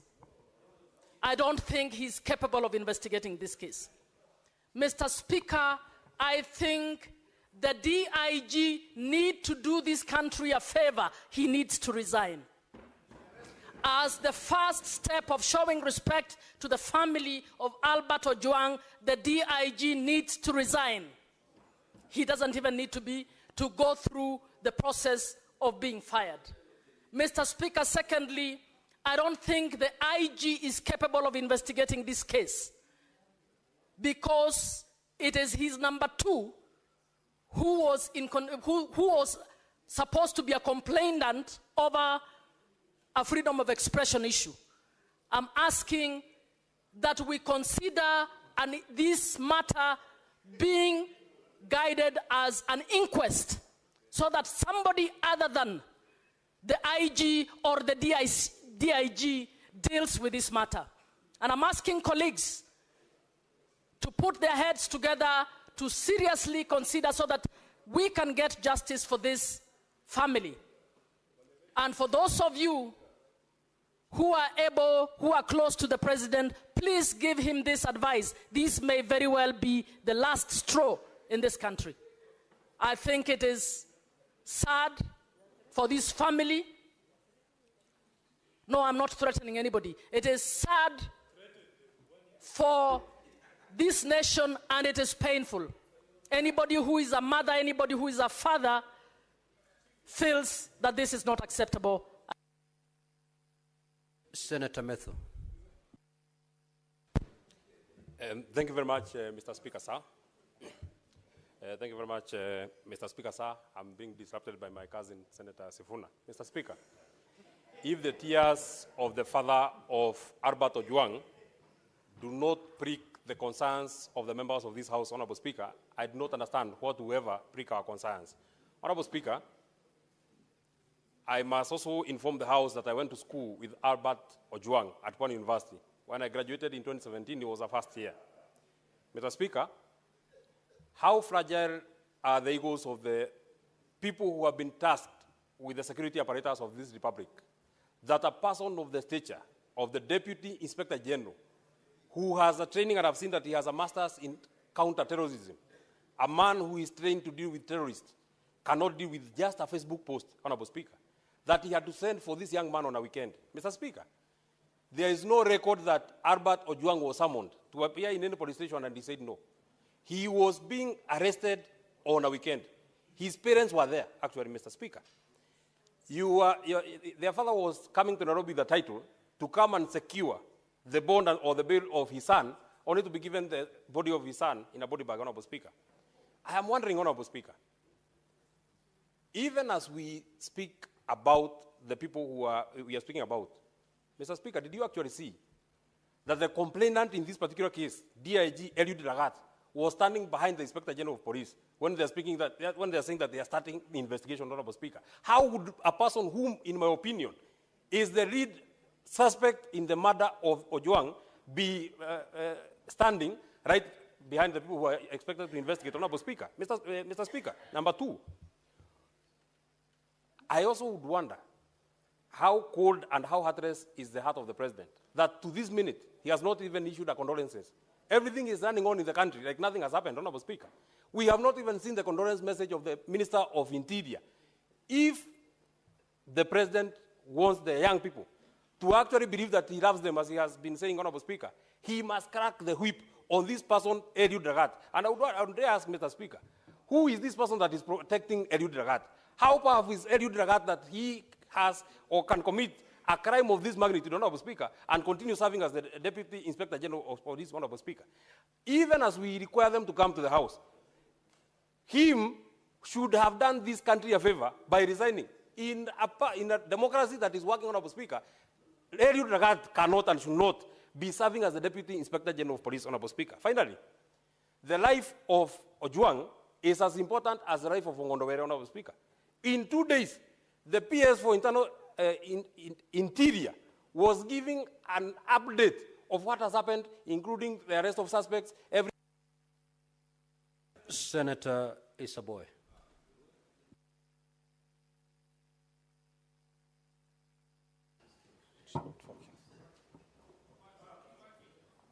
Asante sana Mheshimiwa Spika kunipa fursa hii na mimi pia niweze kuchangia.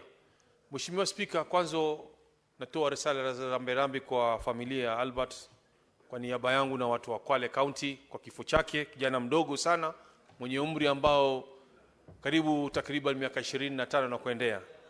Ni jambo la kusikitisha sana kwa sababu huyu kijana ambaye alikuwa akisomea huko Pwani University akamaliza babake alikuwa ni mtu wa kufanya kazi katika timbo za mawe kumsomesha mtoto wake, na akahitimu akapata kazi, na sasa amekuwa mwalimu huko. Lakini kisanga hichi kilipotokea, ulimwengu mzima na nchi nzima ya Kenya imehuzunika kuhusu kijana huyu, kifo chake. Yangu ni kusema tu uchunguzi ufanyike na haki ipatikane kwa familia yake, na wale waliohusika sheria ichukuliwe mkononi mwake. Asante sana Mheshimiwa Spika. Senator Veronica. Honorable Speaker, thank you for giving me this opportunity. And I want to also thank Senator Eddy for bringing this very important statement before the floor of this House. Honorable Speaker, I want to believe this is a dream. I have never imagined in my whole life, even as a trained advocate, that an accused person, accused of a misdemeanor, not a felony, not a category of an offense, which is so serious, and there would not be even a justification for any suspect charged with a serious offense to be killed within the precincts of a police station. I want to believe it's a dream that Albert was actually picked by persons who identified themselves as police officers, picked from his home, handed over to the hands of police officers by his parents, and the parents knew they are following him behind to help him and assist him secure a bond so that he can stand trial. And he's taken to a police station, Honorable Speaker, and after a few hours, Albert dies from head injuries, neck compression, multiple soft tissue trauma, and pathologist has ruled out self-inflicted injuries. I think it is very sad, and I must admit it must not happen to anybody within the Republic of Kenya. Honorable Speaker, the other day, Boniface Mwangi, the activist who went to Tanzania, together with his friends, people sometimes whom we don't even support, were tortured in Tanzania. And Kenyans were up in arms because of how the police in Tanzania behaved. How much more, Honorable Speaker, when Kenya is the lead in matters democracy, in matters of expression, political expression, how much more responsibility must the police take to deal with suspects within the constitutional parameters that they are given in the Republic of Kenya?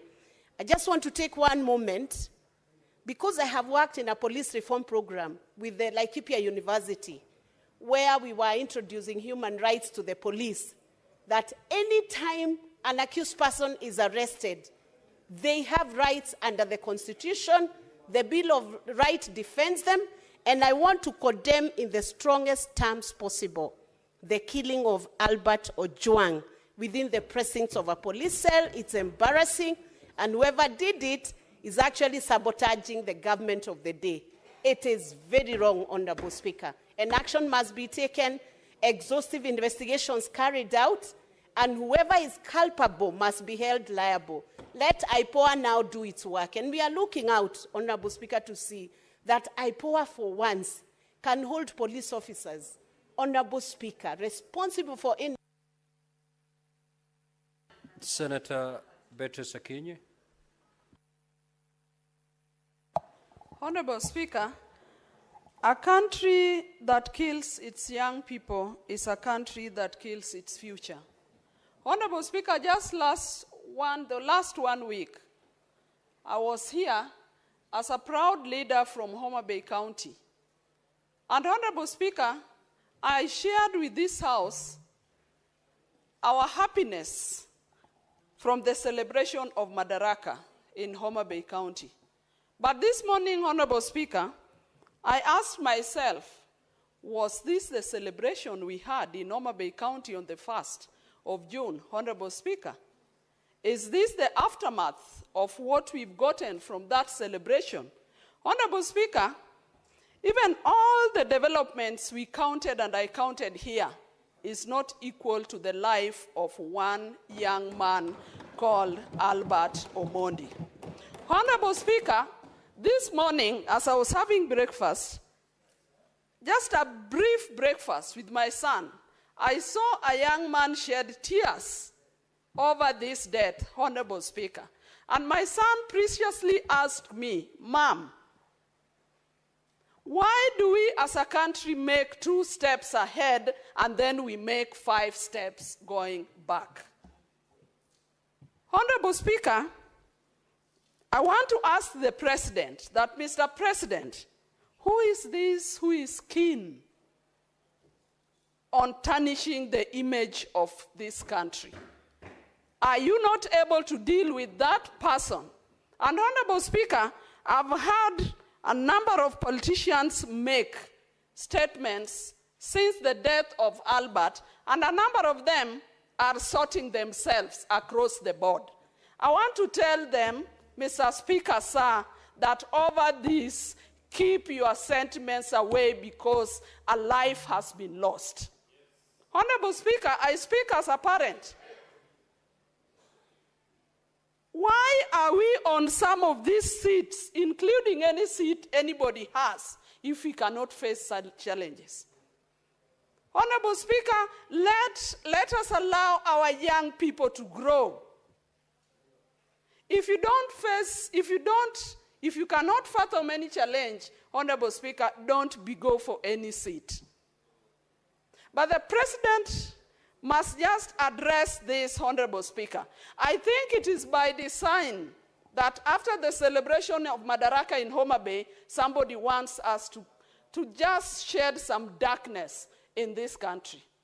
Honorable Speaker, let us move forward. We have been told of a young man who could have committed suicide. This is the only country where we saw a... Senator Karungo Tsangwa.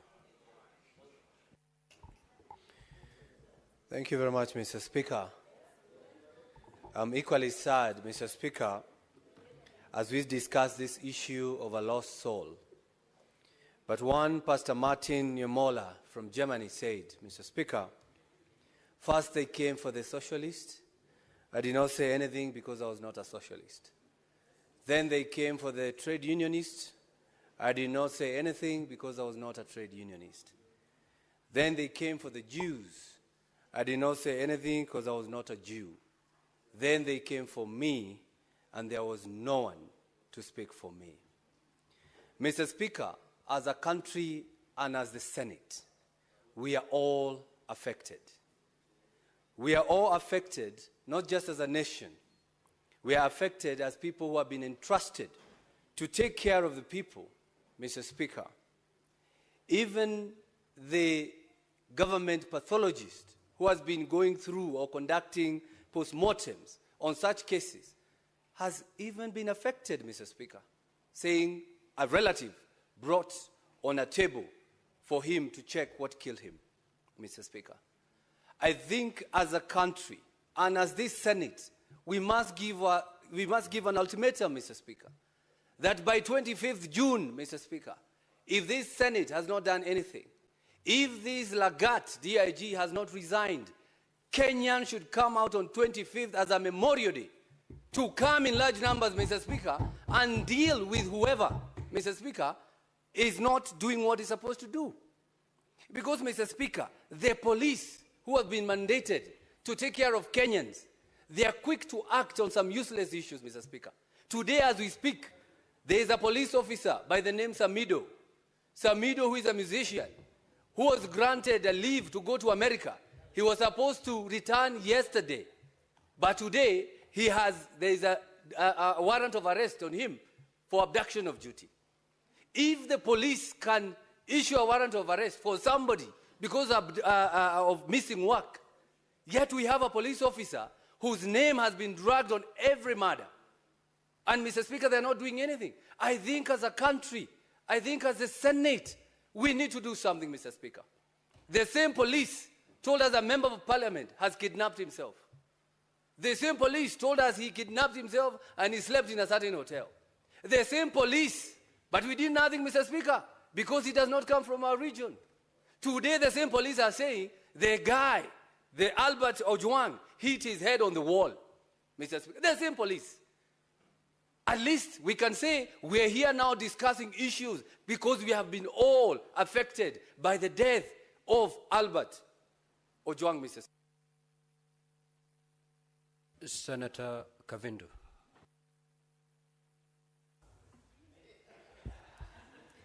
Asante Bwana Spika kwa kunipa fursa hii niweze nami kutia sauti yangu kwa hili jambo ambalo linahuzunisha sana zaidi.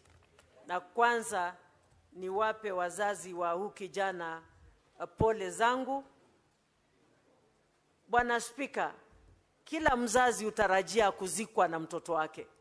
Hakuna mzazi hata mmoja utarajia kuzika mtoto.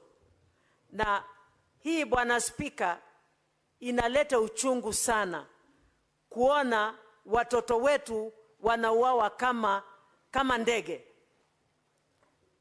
Mwaka moja ikifika tarehe 25 mwezi huu tutakuwa tumefikisha mwaka tukikumbuka jinsi wetu walipouawa.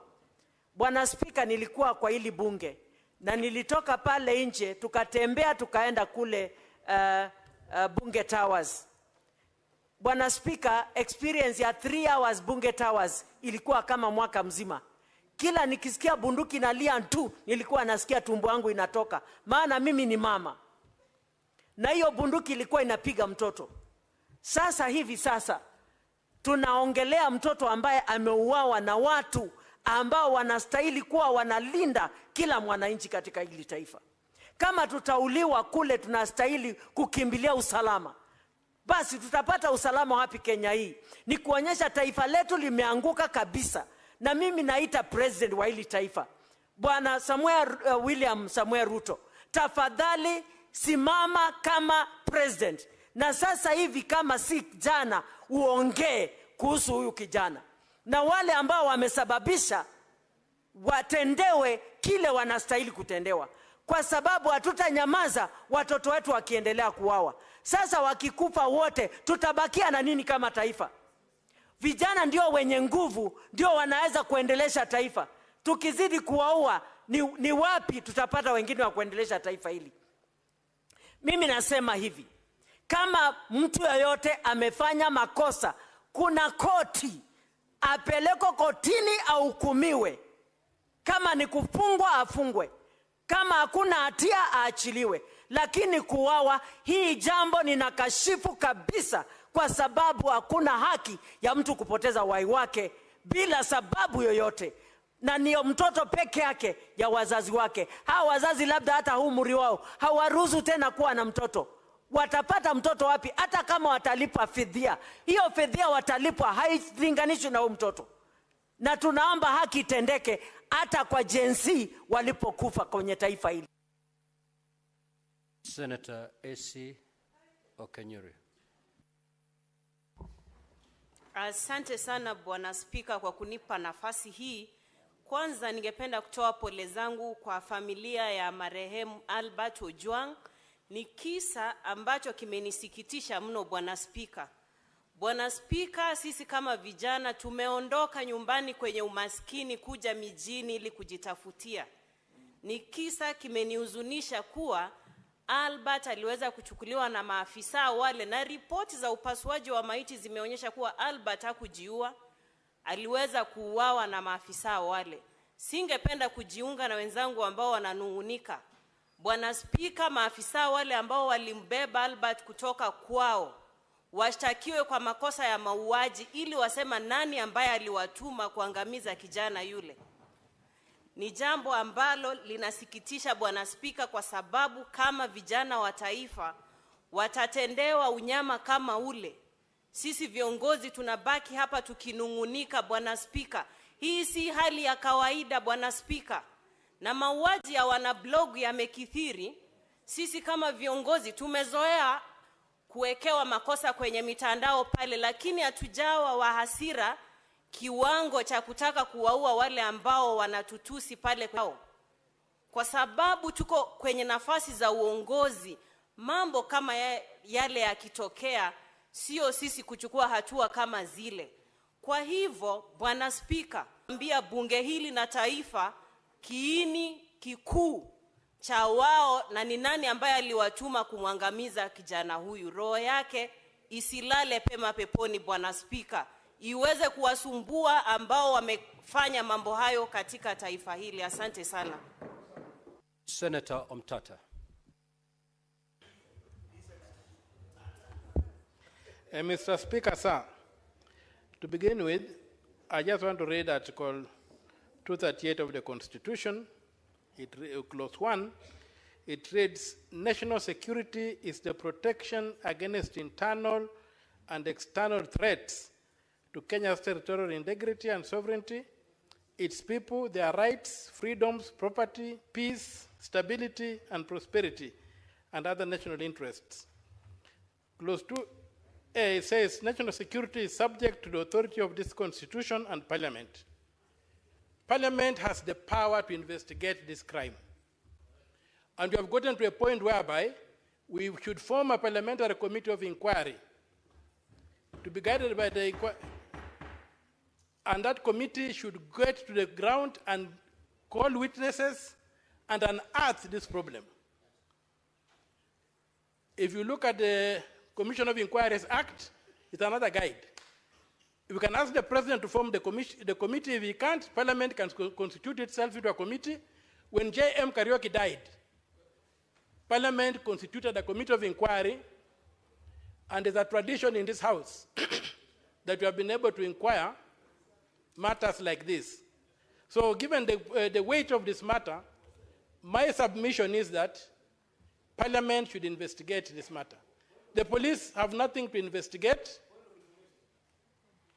Yes, please. Senator Omtata, would you wish to be informed by the Senator for Migori? Yes. You may proceed, Senator Eddy. Mr. Speaker, my brother, Senator Omtata, has called for the formation of, I'm very emotional, Mr. Speaker, you'll forgive me. He has called for a commission of inquiry on the death of a young man when it is a matter of public understanding that there is somebody who has been alleged to have reported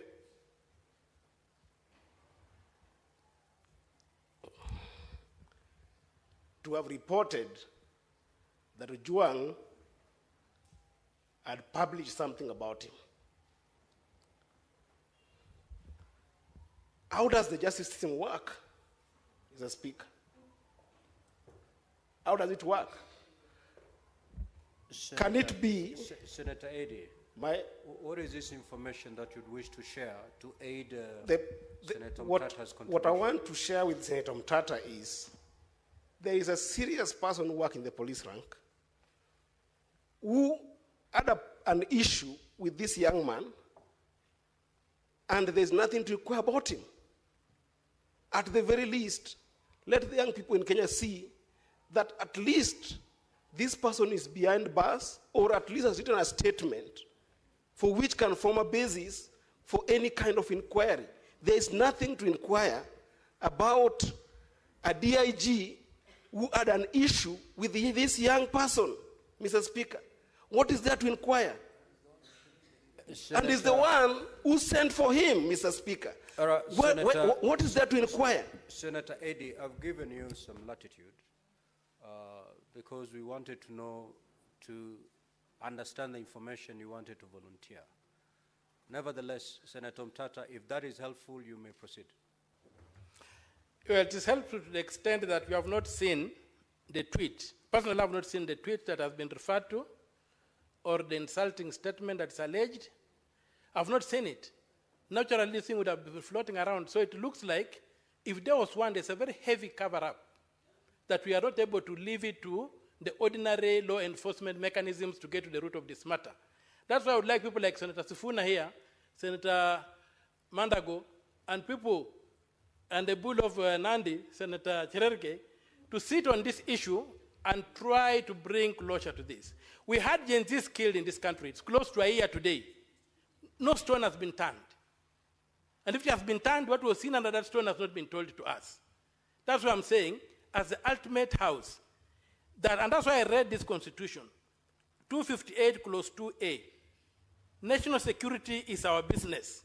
And national security includes the lives of Kenyans. A life of a Kenyan has been lost. Many lives have been lost. Nobody has been held accountable. That's why I'm saying that in this particular matter, we form a body, a committee of inquiry the way it was done when J.M. Kariuki died, and the way it was done recently when this lady was killed by the British soldiers. And we unearth the evidence we can get and force law enforcement to act. If we leave it to law enforcement, we are going to complain, daylight, sunset, and the things will go cold. Let this House take charge and get to the bottom of this matter, turn whatever stone there is to be turned, look under that stone, and tell the world what they see. That's what we need. Otherwise, we are going to end up nowhere. They are going to sanitize this thing and it's going to disappear. This was a murder. We even have information this guy was taken to Central Police Station when he was bleeding. We would like these people to have a forum where they can come and tell us what they saw without fear of being victimized. That's why I'm asking for a parliamentary commission of inquiry. Thank you, Mr. Speaker. Senator Nderitu.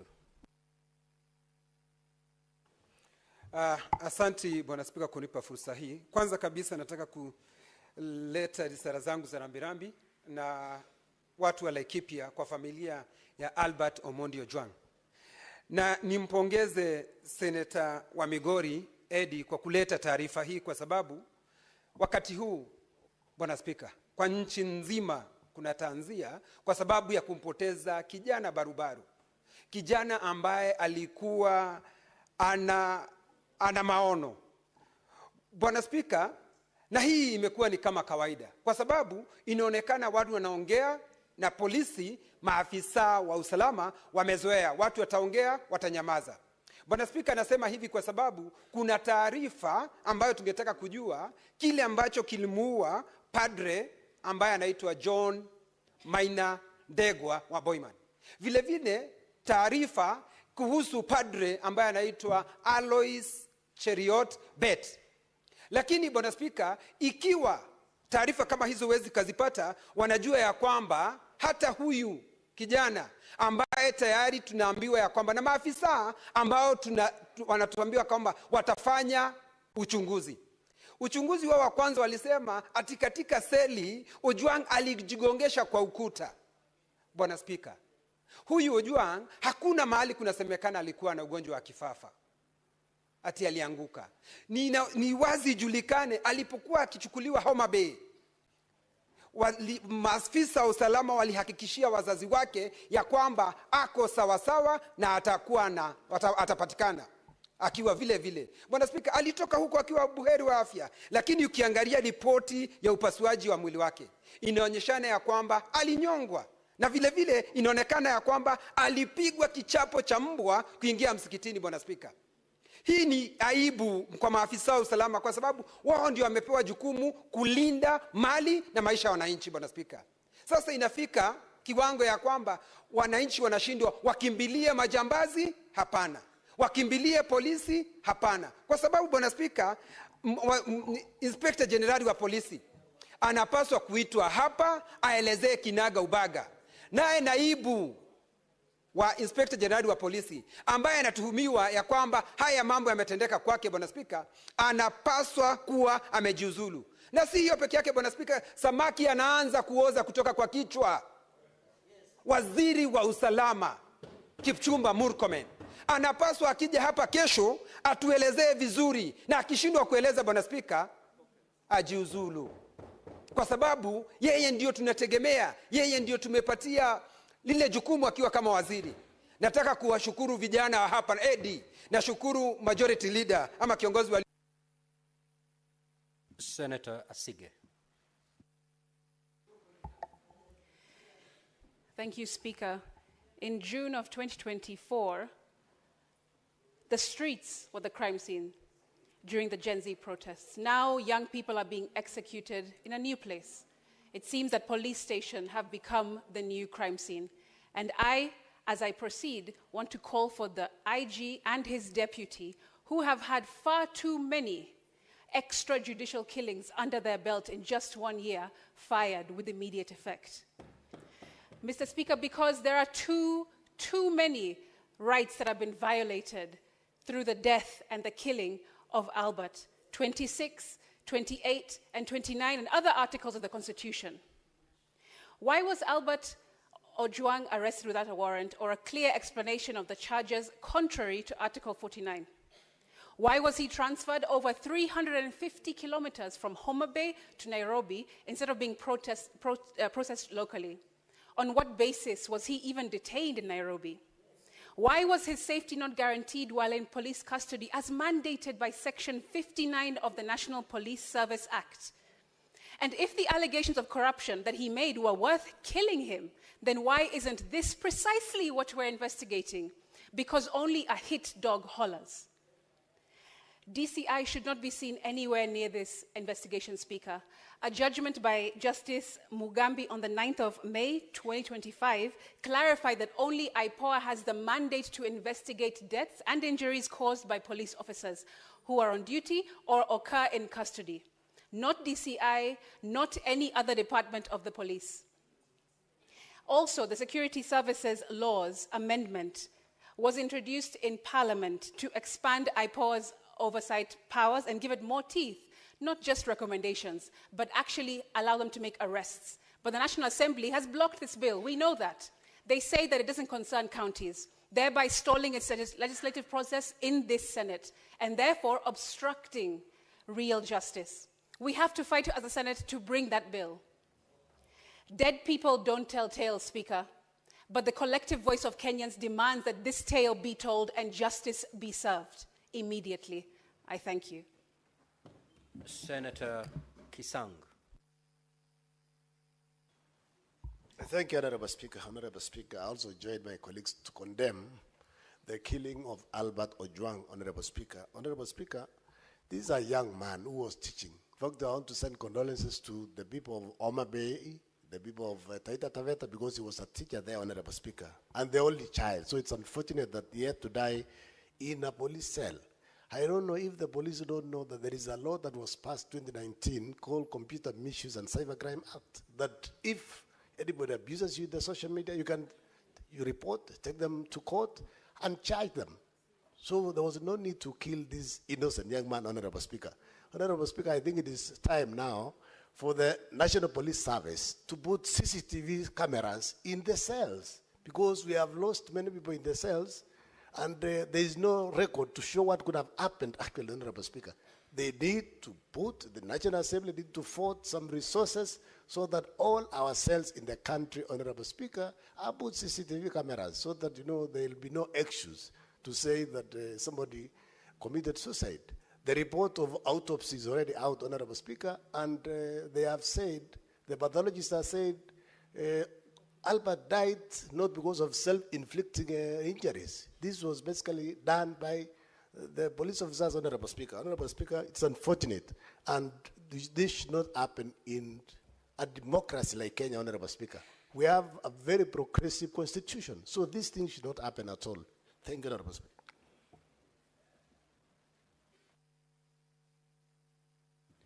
Senator Dulo.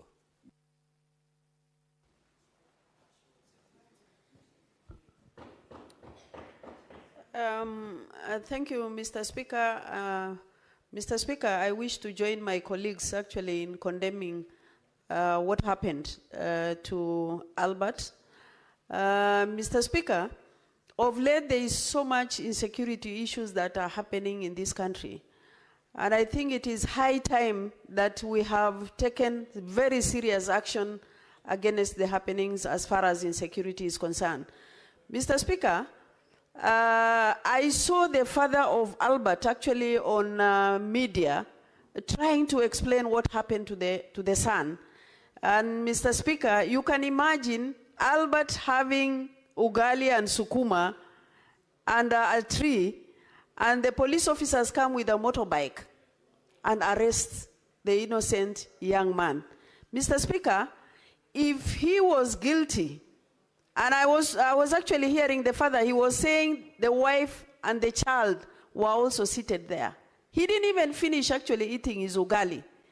Mr. Speaker, we should not allow loss of life in our country. This is happening. There are gangs all over actually recruited by so many people in this country, especially the politicians, Mr. Speaker. Yesterday, when this matter came up, so many of my colleagues came to me and said that we must summon IG to come and explain this matter to us. Mr. Speaker, we managed to summon, to ask IG to come and explain on this matter this morning, 11 o'clock. But unfortunately, it didn't work out, Mr. Speaker. National Assembly has requested IG to appear before them on Thursday morning at 10 o'clock. And they have requested also Senate to appear before Senate on Thursday midday. Mr. Speaker, this is a matter that police should not investigate because it's like they are investigating themselves. IPOA is in place. They should actually move with speed and ensure that investigation is carried out, and those who are concerned should be brought to books. Mr. Speaker, I request on Thursday midday, this should be the committee of the whole where we should be able to address all the matters affecting insecurity in this country. I thank you, and I pass my condolences to the family of Albert and the wife and the widow, the widow and the child. Mr. Speaker, this is a very serious matter that needs to be dealt with and put to a stop. I thank you. The Senate Majority Leader. Mr. Speaker, on behalf of the people of Kericho and on my own behalf, I join the rest of the country in passing condolences to Albert Ojwang. Mr. Speaker, I've sat here wondering, beyond the things we say as legislators, what else? What happens next? The unfortunate thing, Mr. Speaker, is that we have abated this kind of crimes for too long as legislators. We want to sit here, get clips on TikTok and say, you know, I expressed my rage. Look at the house, it's virtually empty. Because people have shared what they want to say. They have gotten theirs for the afternoon, Mr. Speaker, without a recourse. Mr. Speaker, the motion that we passed here after the June 25th protest, if we had adhered to it, and our committees, and I've said this more than 100 times on this floor, Mr. Speaker, that there were specific things that we asked each of our committees to do. The arrest procedures, Mr. Speaker, was part and parcel of what we passed in that particular motion. Mr. Speaker, the rights of protesters was part and parcel. If that had been addressed, Mr. Speaker, the young people of Angata Baragoi would not have been killed. If we had done the arrest procedures, Mr. Speaker, Albert Ojwang would not have been picked from Homa Bay to come here. And up to when, Mr. Speaker, do we want to be a house of lamentations? Let us be serious with our work. The people of our individual counties, Mr. Speaker, did not vote us in here to come and lament like them. We should be embarrassed. This is not a matter that we should even be addressing, Mr. Speaker, because we know for a fact that we have the power. If you, as a member of parliament, whine, what do you expect young people to do, Mr. Speaker? I want to urge ourselves that for once, let us take our duty seriously. Let us ask our committee on security to lead us into a conversation. In a sitting of the entire plenary, the same way the late Senator Yusuf Haji led us in this house, in a sitting of the entire plenary, when our 3 colleagues were arrested arbitrarily. But our Speaker, let us stop this hypocrisy of just speaking and going home. People are disappointed in our actions. I expect that Professor Ojenda, that you serve as a vice chair of this security committee, together with Senator Fatuma Dulo. You want us to speak about these issues until when? Surely, can't we lead the country into making the right decisions on how to handle protesters, how to handle arrested people, how IPOA, Mr. Speaker, can do their job without being interfered with, Mr. Speaker? Because last month they told us they are investigating those who kill people in Angata Baragoi. To date, we don't know who it is. How difficult is it to tell the country, even just to know, who are these officers that went for Albert in Homa Bay? Up to now, we don't know who they are. Yet when none of our own died, Mr. Speaker, we were being given a blow-by-blow explanation hour by hour. The life of Albert Ojwang is more important. Senator Professor Jen. Thank you, Mr. Speaker.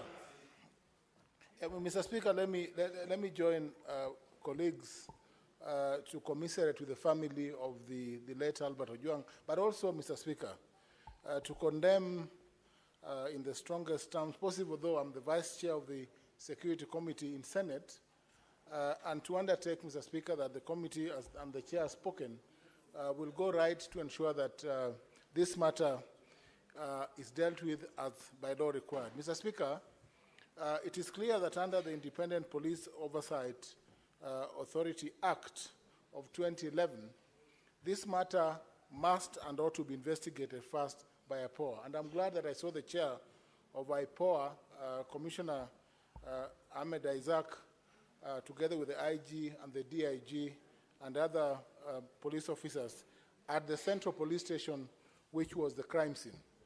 Mr. Speaker, two things that I want to point to, Mr. Speaker.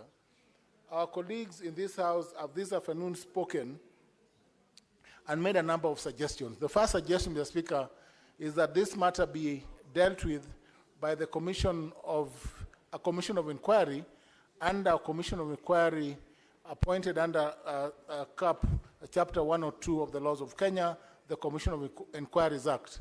Mr. Speaker, since the law clearly spells out the role of IPOA under Sections 5 and 6, this matter would be best initially investigated by IPOA.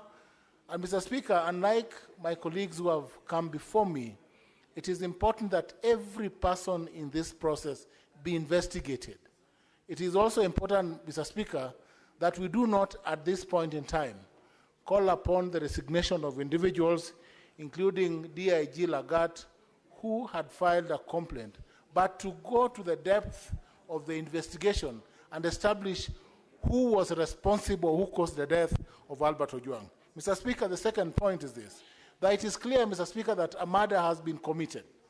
A murder as prescribed under Sections 204 and 207 of the Penal Code of the laws of this country, and the police officers who are culpable or who are linked to this offense, those who are in charge of Albert Ojwang right from the time of arrest, must all be arraigned in court. We want to see action in the same manner and fashion as happened in the case of the late Ong'ondowere, so that we have action.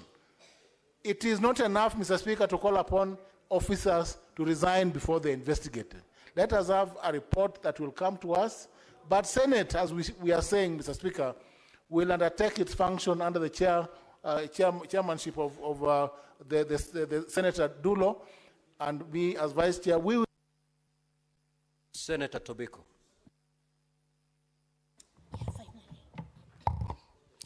Thank you, Mr. Speaker. Mr. Speaker, I'm grateful that I got this opportunity to join my colleagues, Mr. Speaker, to mourn the loss of Albert Ojwang, Mr. Speaker, and to condole with the family and the people of Homa Bay, Mr. Speaker. And, Mr. Speaker, to condole with the rest of the young Kenyans, Mr. Speaker. Mr. Speaker, let me say it is extremely sad that we are losing lives that we should not lose, Mr. Speaker. And, Mr. Speaker, the worst is when we lose a person at the police cells, Mr. Speaker, because the police cells are supposed to be a protection place until one is proven guilty or not guilty, Mr. Speaker, but they should be saved at the police station, Mr. Speaker. Mr. Speaker, we are not passing judgment on anybody, but we are asking for accountability, and someone must take responsibility for the loss of life of Mr. Albert Ojwang, Mr. Speaker. And who else will do that if it's not the police, Mr. Speaker? Who else will do that if it's not the top leadership of the police? The IG, the DIG, Mr. Speaker, must answer to Kenyans on what happened to Albert Ojwang, Mr. Speaker. Mr. Speaker, and the President should keenly look at this case. It is coming immediately after a very warm reception at Homa Bay. There could be people also who are working to undermine the government, Mr. Speaker. The President should see what is happening at the police force, Mr. Speaker. IPOA should come through for Kenyans in this case, Mr. Speaker. Because, Mr. Speaker, we are not trusting the police to investigate themselves. Mr. Speaker, it is extremely sad that even our young people have lost trust in us, Mr. Speaker. because we continue to lose them in circumstances that we should not. Imagine a situation where the parent has this one child only, and they have lost that single child, Mr. Speaker. Imagine the pain of these parents. Imagine what is the future of that family, Mr. Speaker. Mr. Speaker, Parliament should now take its rightful place, Mr. Speaker, to hold the executive accountable for what is happening in our country, Mr. Speaker. Mr. Speaker, it is sad, it is unfortunate, and we must apologize to Kenyans for letting them down, Mr. Speaker. We must now come through as an independent house that will stand for Kenyans, Mr. Speaker. Thank you, Mr. Speaker. Senator Tabitha Keroche.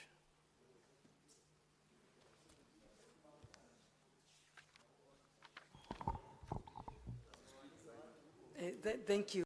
Thank you, Mr. Speaker, sir, for also giving me this opportunity to stand as the Senator of Nakuru County with my Nakuru County people and my family to sincerely send our condolence to the family of Albert Omondi Ojwang.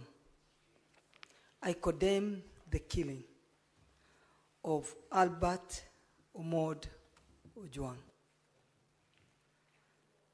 When I received a photo of how he has been tortured in the police cell, I couldn't hold my tears. When I read the story of Albert Omondi, that he was the only child of a mother and a father, a newly wedded man, a father of a 1-year child, a graduate from Migori, and you can imagine to educate a child to a university level of parents of that status, how hard they've worked to ensure that their child get the rightful education. And this child now has gone. It is so sad. And in the hands of our security. So my aim is just to really ask the justice for Omondi and the family to be given. And I don't think there's anything else we're asking. It's just for his justice for now, because he's gone. And I think parents, and I stand with our majority leader saying, we cannot be a house of just coming here and talking and there no action. We parents have cried enough. I'm a victim. I know my daughter was murdered in 2020. And up to today, I've not gotten the justice that I'm pushing for.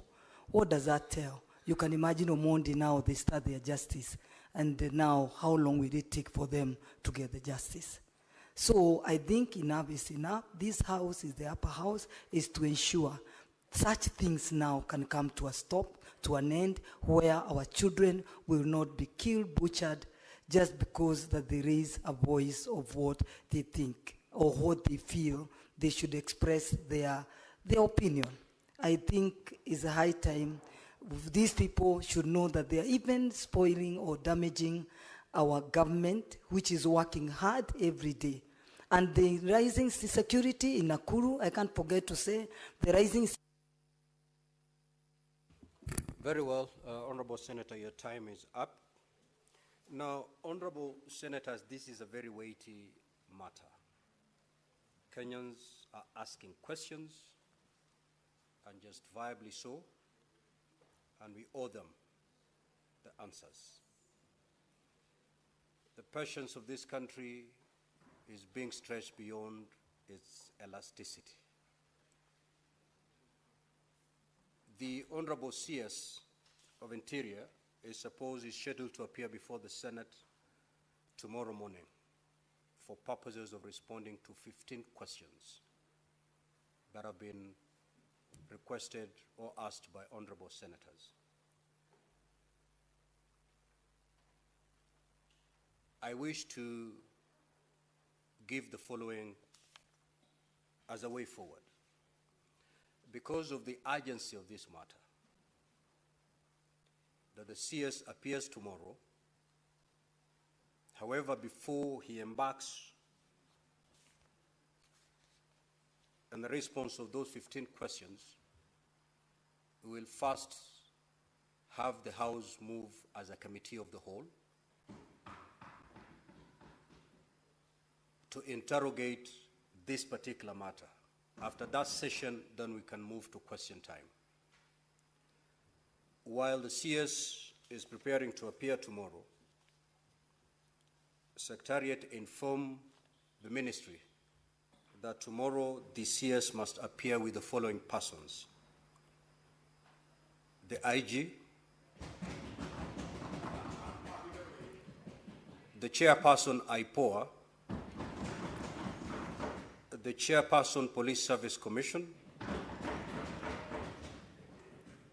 Those are the persons who are supposed to accompany the CS tomorrow as we move into a committee of the whole. And thereafter, we can move with the question time as contained in the order paper.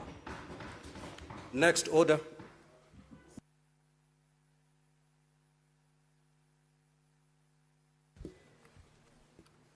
Order number 8, motion. Report of the Standing Committee on Finance and Budget on the fourth basis for allocating the share of national revenue among counties. Resumption of debate on the proposed amendments.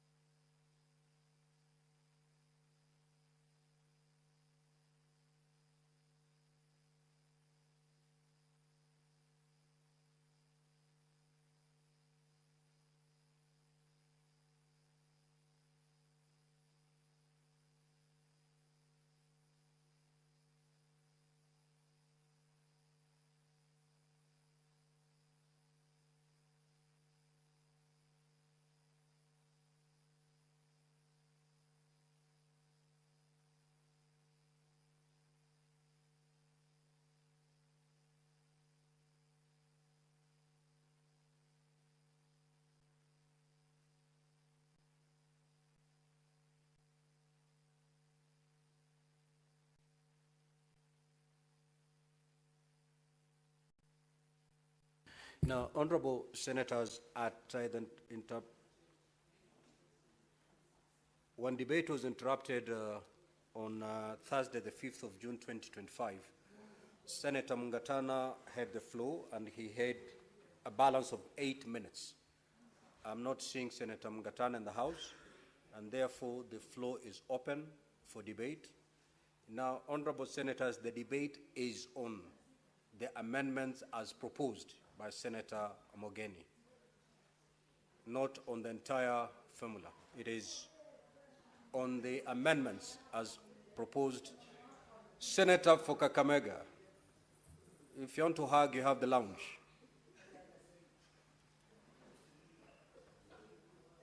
So, honorable senators, the debate that is supposed to continue is the debate on the proposed amendments by Senator Mogeni. Senator Fernandez. Thank you, Mr. Speaker. I rise to speak to the amendment by Senator Ojwang'S. Mr. Speaker, I think in the principle of at the division, Mr. Speaker, I think last week we did mention on a number of, this is a 4-year or 5-year, Mr. Speaker, and therefore this division of revenue and amendment is very critical. Mr. Speaker, for Isiolo, let me begin by saying the following. Mr. Speaker, this is a house of equity. That is why the vote of Nairobi and the vote of Nandi and the vote of Kakamega and the vote of Elgeyo Marakwet, Mr. Speaker, is subjected to principle of equity, Mr. Speaker. This amendment that has been brought by Senator Ojwang'S, and I wish he would be listening, Mr. Speaker, this amendment that has been brought by Senator Ojwang'S on 4.46 billion, to be shared to 11 counties, Mr. Speaker, Isiolo, Lamu, Elgeyo Marakwet County, among others, is in the principle of equity that we want to see, Mr. Speaker. Mr. Speaker, I wish Senator Okongo Omugeni would be listening, including Embu, Mr. Speaker. I wish the mover of the amendment should be listening. Mr. Speaker,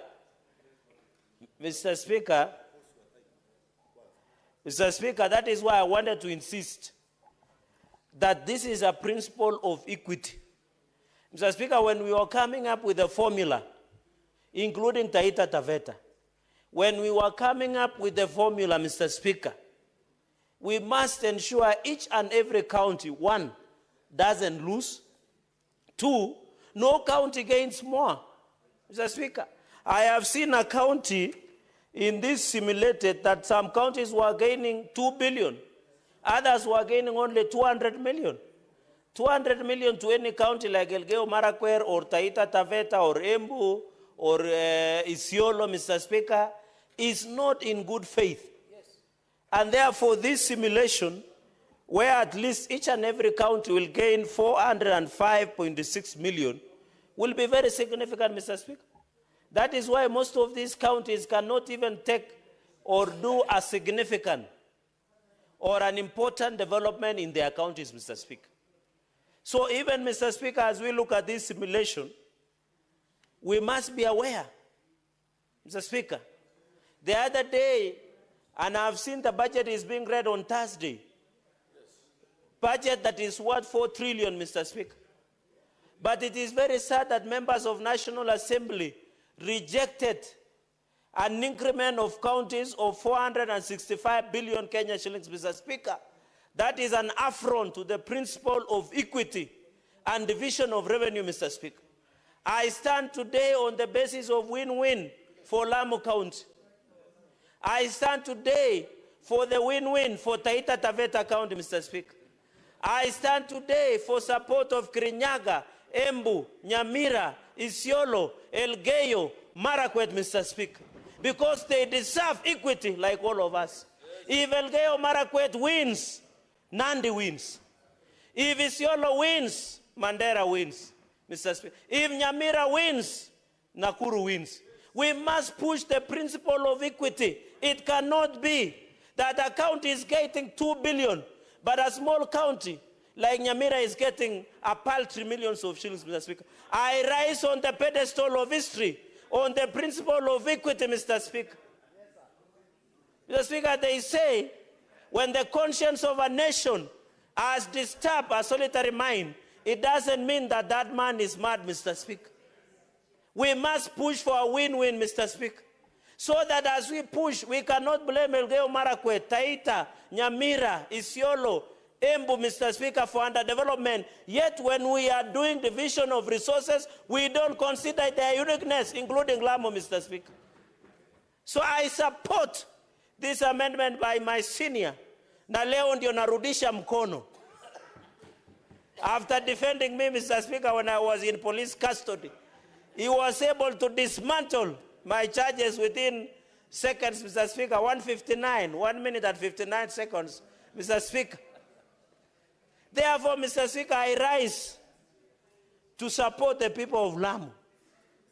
Well, that is why, Mr. Speaker, as a Senate, we should not reduce ourselves to our own counties. That is why we say, Mr. Speaker, we are senators of the Republic of Kenya, elected by respective counties to represent the interests of all counties, Mr. Speaker. When I speak here, I speak on behalf of Nandi, on behalf of Nakuru, on behalf of Nyamira, on behalf of Kirinyaga, Wajir, Nyandarua, Laikipia, Migori, Taita Taveta, Kajiado, Elgeyo Marakwet County, Mr. Speaker, including Uasin Gishu. And Embu, Mr. Speaker, where the deputy party of DP comes from, Mr. Speaker. If there is a time I'm proud of my senior colleague in the profession, Senator Okongo Omugeni, Commissioner, is today, because he's pushing us to look for principle of equity. It cannot be, and I want to challenge members of National Assembly. When we demand for more resources, they only tell us there is corruption in counties. What are they doing for corruption in national government themselves? What are they doing? Mr. Speaker, it is shame for them to tell us that they cannot add money to our people who are suffering, Mr. In fact, we are going to scrap NTCDF because that is unconstitutional kitty, Mr. Speaker. It violates the Constitution, and I want to stand with the decision of the Supreme Court, Mr. Speaker, that we should only channel funds to only two entities, national executive and counties. If members of National Assembly want to run resources and manage money, let them run for two positions, governor or the presidency. When you are here, Mr. Speaker, Article 94 and 96 is we legislate, represent, oversight, do budget-making process, Mr. Speaker. It cannot be the biggest threat to devolution today, Mr. Speaker, in this country is members of National Assembly. How can they appropriate and pass a budget of 4 trillion and give counties paltry 400 billion, Mr. Speaker? It is shame. And I want to tell Kenyans who are watching us, the reason there is underdevelopment in Mashinani is because of members of National Assembly, Mr. Speaker. They are, in fact, of 4 trillion. We should be pushing that 1 trillion or 50% or 4 trillion of the budget should go to Mashinani. That is counties, Mr. Speaker. Mr. Speaker, today, the people of Nyamira, today, the people of Elgeyo Marakwet, today, the people of Kajiado, the people of Taita Taveta, the people of Isiolo, the people of Lamu, the people of Embu, we must come up, the people of Kitui, Mr. Speaker. We must come up with a formula of win-win. Kenyans for Kenyans, Mr. Speaker. This is the only house, Mr. Speaker, that will change the trajectory of development in this country, Mr. Speaker. We want to develop so much resources that somebody in Kericho, in Kapchebet, where Senator Aaron Cheruiyot comes from, does not care who is the president, Mr. Speaker. Somebody from Kilifi, where our esteemed, respected Speaker, Governor Senator Amason Chefa Kingi, will not care who is the president because there are enough resources in Kilifi County, Mr. Speaker. I pray for that country, Mr. Speaker, where we will not charge or care who you are, but we will share resources based on principle of equity. Therefore, Mr. Speaker, as Martin Luther Jr. King said, an injustice somewhere is an injustice everywhere. I will not be happy if I'm given so much to take to Nandi while Nyamira is losing. I will not be happy when Mandera is given so much when Lamu is losing. Mr. Speaker, we are all Kenyans, including Embu, Mr. Speaker, where the deputy party leader comes from, Mr. Speaker. Dr. Mundigi. Senator Cherarigei, I don't want to disturb your flow of thoughts, but I hope I don't look like a man. Why you addressing me as Mr. Speaker, you will clarify as we move along. Can you appropriately address Mr. Speaker, the spirit of equity has overtaken my faculties, but I profusely withdraw and apologize, Madam Speaker. It is that my mind caught up when you are doing an exchange with the substantive Speaker. My apologies. We respect you, Madam Speaker. And we know Muranga will stand on the issue of equity. I hope the delegation of Muranga, if they mean what they say on top of cars, wherever they work around the country, they must force for this principle of equity, Mr. Speaker. And therefore, I want to challenge this country. The future of Kenya, Madam Speaker, is only on equity. I'm calling upon the Chair of Finance and Budget, my very good friend, which I have tremendous respect, a principal of Kenya Kwanza, a party leader, the Chair of Finance and Budget. Let us amend this formula. The pride of your committee, Mr. Chairman, sir, through Madam Speaker, is to ensure no county goes home crying. Let us take care of these counties. Madam Speaker, I've sat in public accounts for almost now 8 years. We have seen the financial statements. They cannot do anything. We went to Nyamira when my brother, his soul rest His Excellency Nyagarama, he was a good man. I don't know about the current one. Okay. That is, the senior council will tell us. And we visited, and they were only begging for it, was it 100 million to complete? Can you believe? While we are giving counties, even, Madam Speaker, we need also to look at their own source revenue. A county like Nairobi, the CRA revenue potential of county of Nairobi is 63 billion. We are giving it close to 20 billion. They have a pending bill around 120 billion, Madam Speaker. We must also, the mover of this amendment, Senator Ojwang'S, we must also ensure, and I want to appeal to the Finance and Budget Committee, you cannot compare revenue potential of Nairobi City County and Nyamira, despite that they are growing tea. Madam Speaker, even as we talk, Nyamira grows tea and Nandi. Are you aware our tea prices cumulatively per kilo has even fallen down? Now it is 19 shillings per kilo of tea. 9 shillings is being taken by Muchunaji Chai. 10 shillings remain with the farmer. Madam Speaker, so even if you discuss the own source revenue of Nyamira, it will fall down because of market of demand and supplies. Even here in Nairobi, they can collect, I saw them celebrating that they have collected 12 billion, yet their revenue potential is 63 billion. What are they telling us?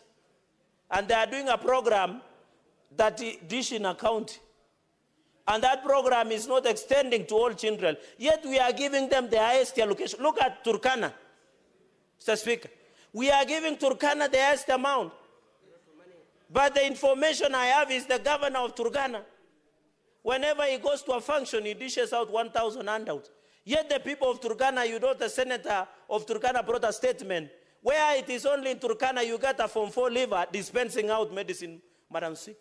That one does not happen even in Katanga, in Muranga County, where you come from. Yet the highest amount is we give. Let us not be selfish, Madam Speaker. This country belongs to all of us. If we want to end corruption, iniquity in this country, Madam Speaker, we must be willing to accommodate each other. The future of this nation is a united nation, Mr. Speaker, not based on tribes or families. Whether you want to call yourselves cousins or wherever, Madam Speaker, is we must look at the bigger picture. At the end of today, when you go back to Taita Taveta, Senator Eddie, I want to challenge you, although you are mourning, and we continue to empathize with your people, that as you go back to Migori, you should report back and say it when I was in Senate, when Lamu, when Nyamira, when Taita Taveta, when Wajia, when Embu, when Elgeyo Marakwet, when Isiolo, where our sister serves with distinction. And I want to call out my friend, the governor, in future, not to make derogatory remarks against women leadership. I would have expected even women from this house to protest. She did. Yeah, in fact, Senator Dulo should be listening to this. I think she is busy because of issues of insecurity, Madam Speaker. We cannot allow governors to make derogatory remarks against esteemed ranking member of the Senate, and we demand apology. And you know, Senator, the governor of Isiolo, Madam Speaker, is a good friend of mine. I have also expressed his displeasure. And he confirmed to me that he has withdrawn, but I want a formal apology. He has not withdrawn. Senator Cherarige, would you wish to be informed by Senator Omugeni? Yeah, today I am free to be informed by Senator because he's doing a good job. Okay. Senator Omugeni, you can proceed. I wanted to inform Senator Fonandi, who is doing very well this afternoon, that he should inform the governor of Isiolo that through this formula, the good lady, our ranking senator, is actually going toward Isiolo another 400 million through the effort of Senator Dulo. So what the governor should be doing is actually to appreciate and acknowledge the good work of Senator Fatuma Dulo, not to all abuses at our senator here, chair of security. Thank you, Senator Omugeni. Senator Cherarige, you can proceed.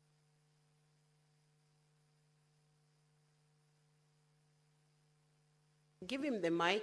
Madam Speaker, it is the most proud moment because even the Speaker of the session, where the Senator of Isiolo is adding 400 million plus, we are proud of women leadership in this country, Madam Speaker, including you. And I want to request and demand the Governor of Isiolo to withdraw and instead appreciate the distinguished senator who is a ranking member, a 3-term senator. Do you think to be re-elected in this country is easy, Madam Speaker? You are our SG in UDA. You see people crying, people taking diabetic and pressure pills to calm down. But this is a distinguished senator who is serving a 3rd term. We must respect women leadership in this country, Madam Speaker. And I hope by the close of this business, after the distinguished work of the Senator Dulo, Madam Speaker, the governor must apologize and appreciate that we are adding over 405.6 million to Isiolo, among other counties, and we are giving 4.46 billion to 11 counties, Madam Speaker. In conclusion, Madam Speaker, the future of this country is in devolution. This amendment will bring justice. Madam Speaker, I want to request members of the Senate, especially head of delegations, including my brother, the minority leader, including Kamau Murango, the distinguished senator of Kirinyaga, who is the next governor of Kirinyaga, including the incoming governor of Kitui, Governor Bishop Enoch Wambua. Madam Speaker, the formula we passed today, including Senator Chute, who I see is restless today, including Senator Kisang, the formula we will pass will run for 5 years. We must think through it. We must think through it. Let us not rush. In the last session, Madam Speaker, we stayed almost 6 months to agree to pass a win-win. At that time, there were senators for Kenya, Senator Matzayo and Senator Wambua were Kenyans, me and Senator Nderito, and I am told the financier and the engine of that moment was Governor Mandela, the distinguished senator. Captain Ali Roba was the leading one, the onslaught. Me and Senator Kinywa, Madam Speaker, were 1 man, 1 vote, 1 shilling. But today we are saying let the entire country win. Let us win as a country. Let us win as a country. Senator Cherarigei, hold on a minute. There is a point of order by Senator Ali Roba. What's your point of order, Senator Madam Ali Speaker, Roba? Madam Speaker, the Honorable Senator Cherarigei has referred to me as financial that time. I would like him to substantiate as to the truthfulness of the statement he has made in terms of that, because it might send a bad signal out there. I wasn't in this chamber last Senate, Madam Speaker. Senator Cherarigei, you have alluded to an allegation that he was a financier. We do not know what he was financing.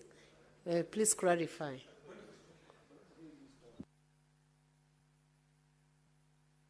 Madam Speaker. Proceed. You can substantiate. Madam Speaker, I didn't say he was the one financing the formula. He was not the one financing. I was saying he was the beneficiary of a win-win that we did that time because Mandela was losing.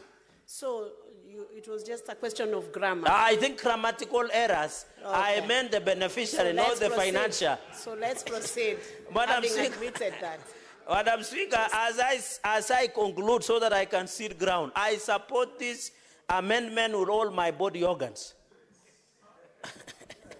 Madam Speaker, I am very sure as a leader, I want to see equitable development across the country. Some of us in future will aspire for higher seats in this country. I want one day when I'm in Nyamira, Senator Ojwang'S will tell me, because of the decision that you voted, this is what we have done. When I'll visit Kirinyaga, I don't know whether they will accept me because I don't know whether I'm their cousin or not. They will appreciate and tell me, you are our cousin. This is the money you voted for This is what we have done. I want, when I visit my neighbors, Elgeyo Marakwet, Senator Kisang, Senator Taita, my vice chair of county public accounts, Senator Mwaruma Mwalimu, will tell me now I'm the governor of Taita Taveta, and this is what we have done. I want, when I visit Wajir, I visit Senator Dulo. Madam Speaker, I support this amendment with all my faculties, and I thank you, Madam Speaker. Thank you, Honorable Senator. Before we proceed to the next senator to debate this motion, I want to give communication from the chair on visiting teachers and students from Seven Forks School in Embu County. Honorable Senators, I would like to acknowledge the presence in the public gallery this afternoon of visiting teachers and students from Seven Forks Schools in Embu County. The delegation comprises 177 students and 9 teachers who are in the Senate for a one-day academic exposition. Honorable Senators, in our usual tradition of receiving and welcoming visitors to Parliament, I extend a warm welcome to them, and on behalf of the Senate and on my own behalf, wish them a fruitful visit. I thank you. Senator Mudigi from the great county of Embu. Asante Bi Speaker kwa kunipa nafasi niweze kukaribisha shule ya Seven Forks Primary School katika Mbeere South, Embu County, na pia katika county 47 wakati wile county inajulikana sana. Yangu ni machache ni kuambia watoto wa Seven Forks, karibuni sana muweze kuangalia yale tunatenda hapa. Wakati mmekaa dakika nyingi, muweze kuona yale mambo tunatenda hapa, mambo ya kuangalia mambo ya vile mambo ya security na vile tunaongea ndio county zetu iweze kupata pesa. Bi Speaker, yangu ni kuambia watoto na kusema Senate, ile pesa tunasema hapa, ukienda kama Seven Forks, ile shule imejengwa na Kengen, na unakuta pia iko na bahati, lakini sile siko area hiyo iko na shinda. Na ndio mara mingi Bi Speaker tumekuwa tukisema walimu wale wanaweza kusomesa ile area kwa sababu ni area haina maji, haina hospitali, haina chochote. Tumekuwa tukisema mambo ya handship isiweze kuondolewa, na pia pesa kama zile tunasema kama ile mbili ya Omogeni senator ambaye tunasema county zote siweze kuongezewa pesa, ndio county ya Embu iweze kupata pesa kama zile, ndio kama kule, kama ni parapara, kama ni hospitali, kama ni mambo mengi ya agriculture iweze kuendelea vizuri. Kwa hivyo naweza kusema watoto wa Seven Forks hapa, mkiweza kukaa vizuri na musikise mambo ya walimu, muweze kujiepusha na mambo ya dawa ya kulevya, mambo ya pombe. Wakati mwingine miaka itakayokuja, ninyi mtakuwa maseneta, ninyi mtakuwa speaker, ninyi mtakuwa wenye wabunge, na mtakuwa kila kitu. Kwa hiyo Bi Speaker, na wakaribisha na ni asante. Mkirudi nyumbani Embu County, muende na salamu, na pia mpalikiwe, muende safari njema. Asante Bi Speaker. Thank you, Senator Mudigi. Senator Okech Edi Gishero, Migori County.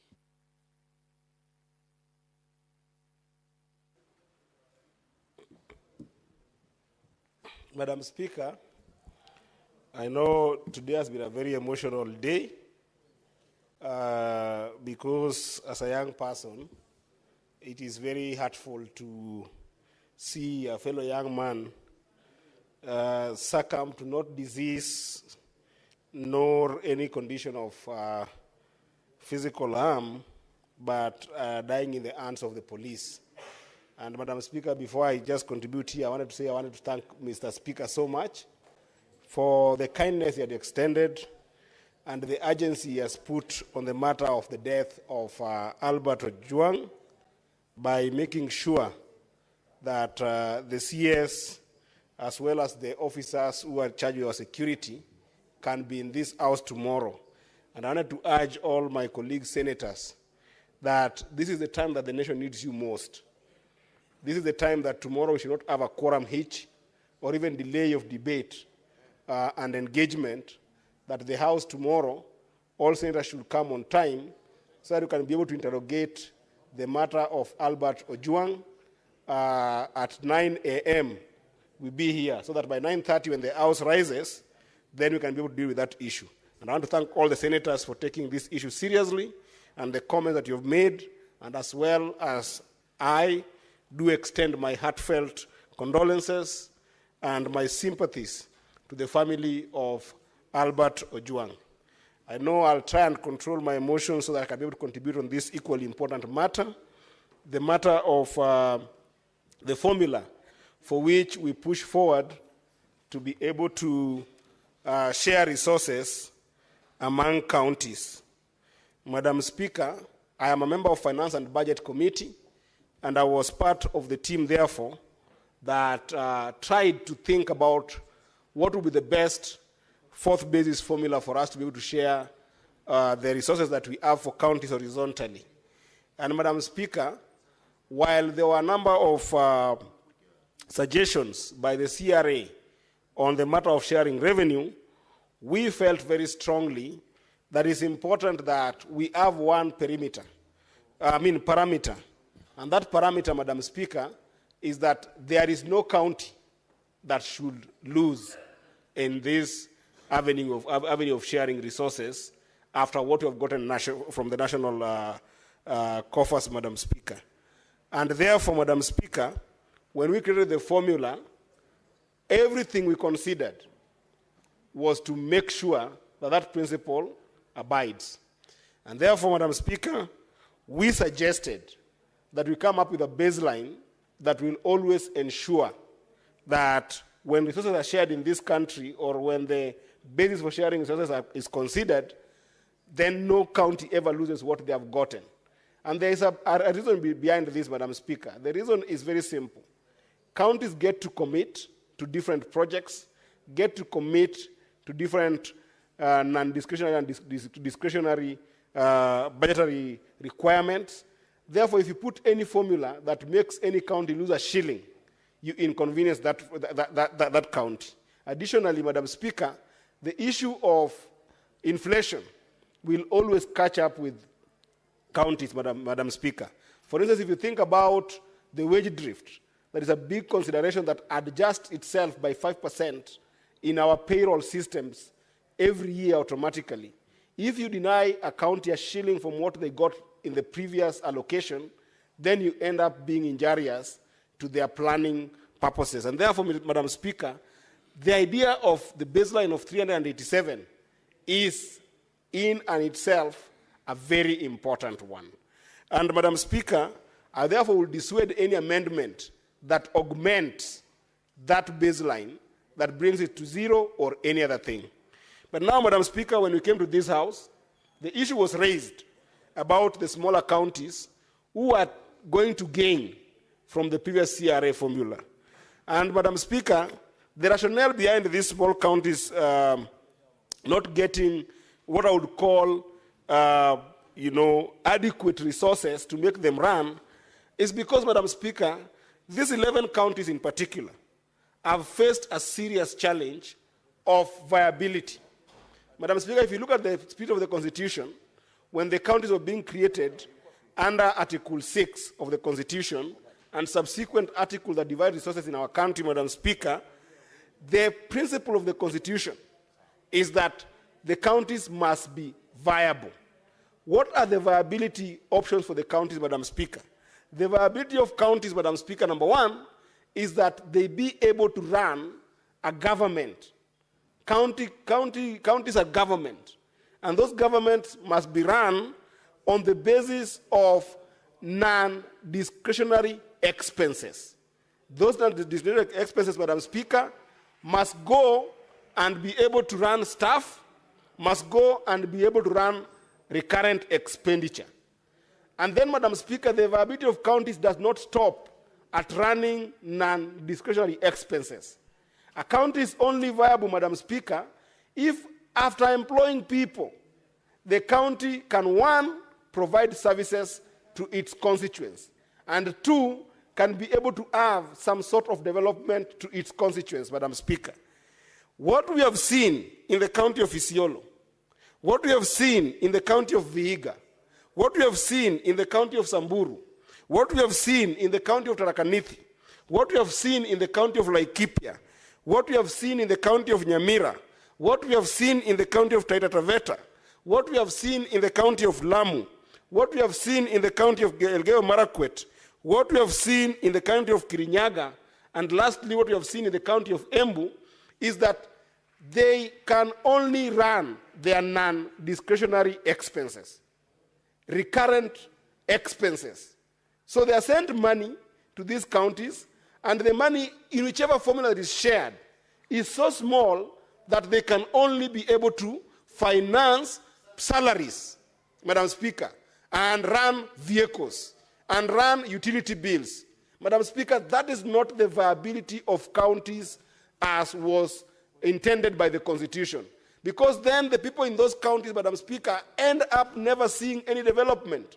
So by virtue of not giving them enough and adequate resources to be able to run services and to be able to run development budgets, Madam Speaker, we end up only giving money to individuals in those counties who, if they misappropriate the non-discretionary expenses, Madam Speaker, then we are only really creating 11 billionaires every 5 years in those counties in the form of governors. So this is a rot in the, the redistricting, or rather the formula that was used to draw the counties, Madam Speaker, and that rot cannot be corrected by simple element of delineation. It can be corrected by finding a formula that can be able to enable those counties get monies to run budgets for development and run budgets for services.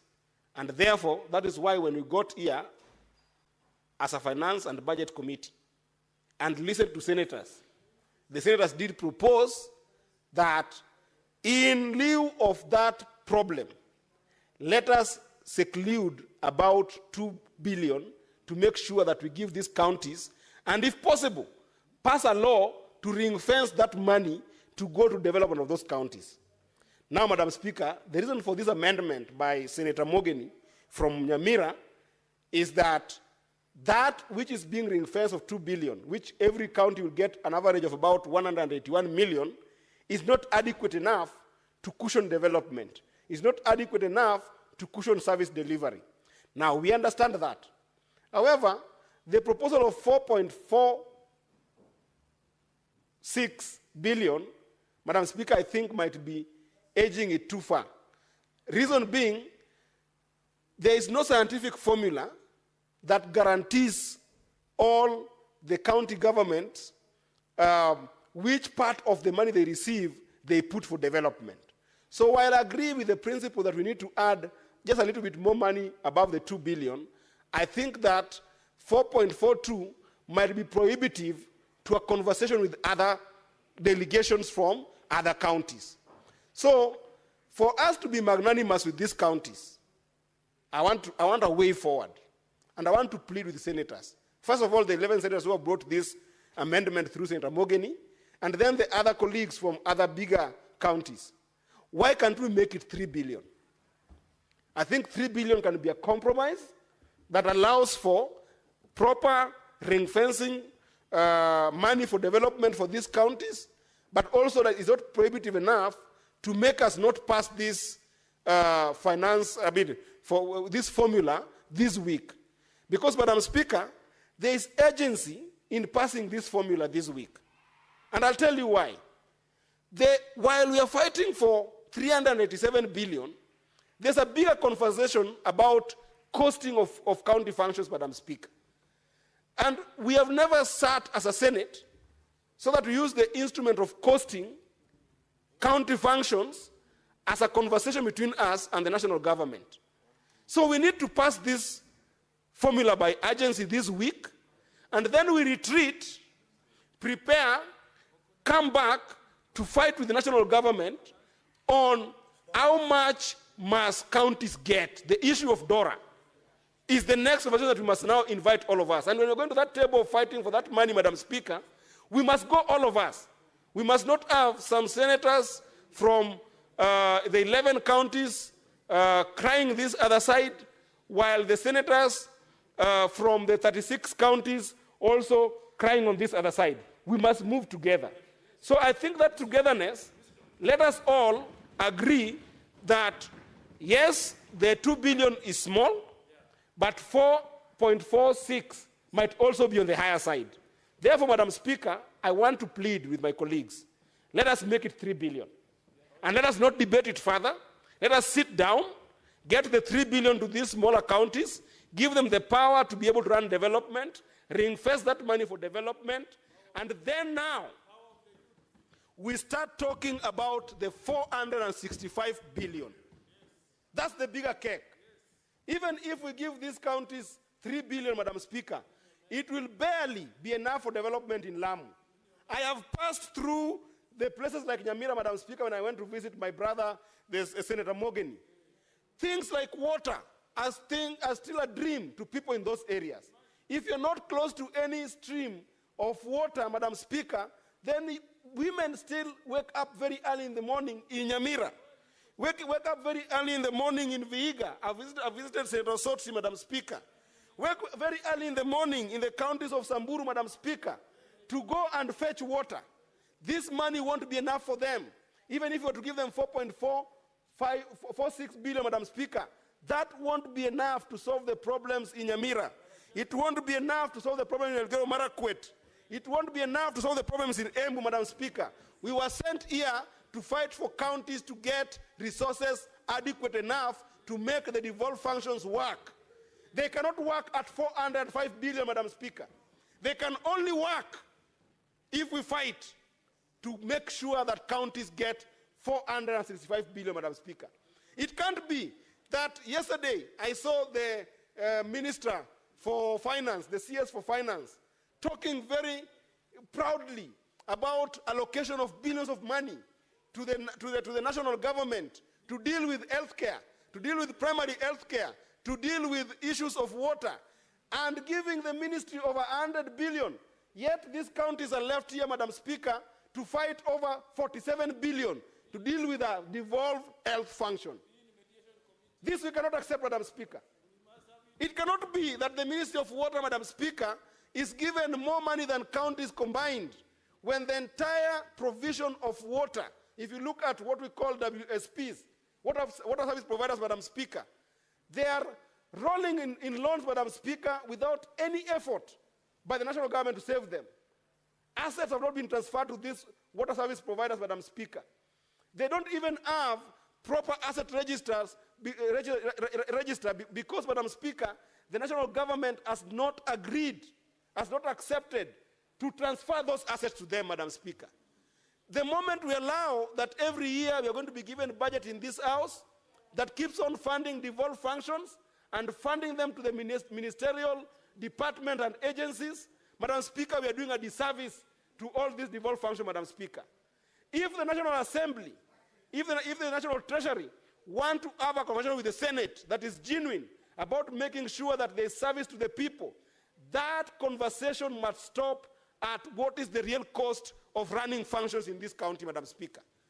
What is the cost of running policy functions when it comes to healthcare, and cost of running referral hospitals when it comes to healthcare, which are the only two functions given to national government, vis-a-vis running public health issues, running our hospitals, running primary healthcare, Madam Speaker, running SHA. All these things must go to counties. So I want to urge you, Madam Speaker, as I support this amendment, let us quickly move to agree on a position which I have proposed to be 3 billion. Let us support our brothers from smaller counties and then go and fight for more resources. And those resources, Madam Speaker, we must fight for them starting next week. Therefore, let's pass this formula this week and let's face the national government on the issue of 465 billion that must go to counties, Madam Speaker. And when we finish that fight, Madam Speaker, the next fight is going to be fighting with governors on accountability and corruption. We can't fight for 465 billion to go to counties and then governors go and waste it by having fleet of vehicles around, by building themselves into billionaires, so that every single 5 years we are creating 47 billionaires in these counties in the name of governors. It must stop. So yes, we are going to fight for our people to get money, 465 billion.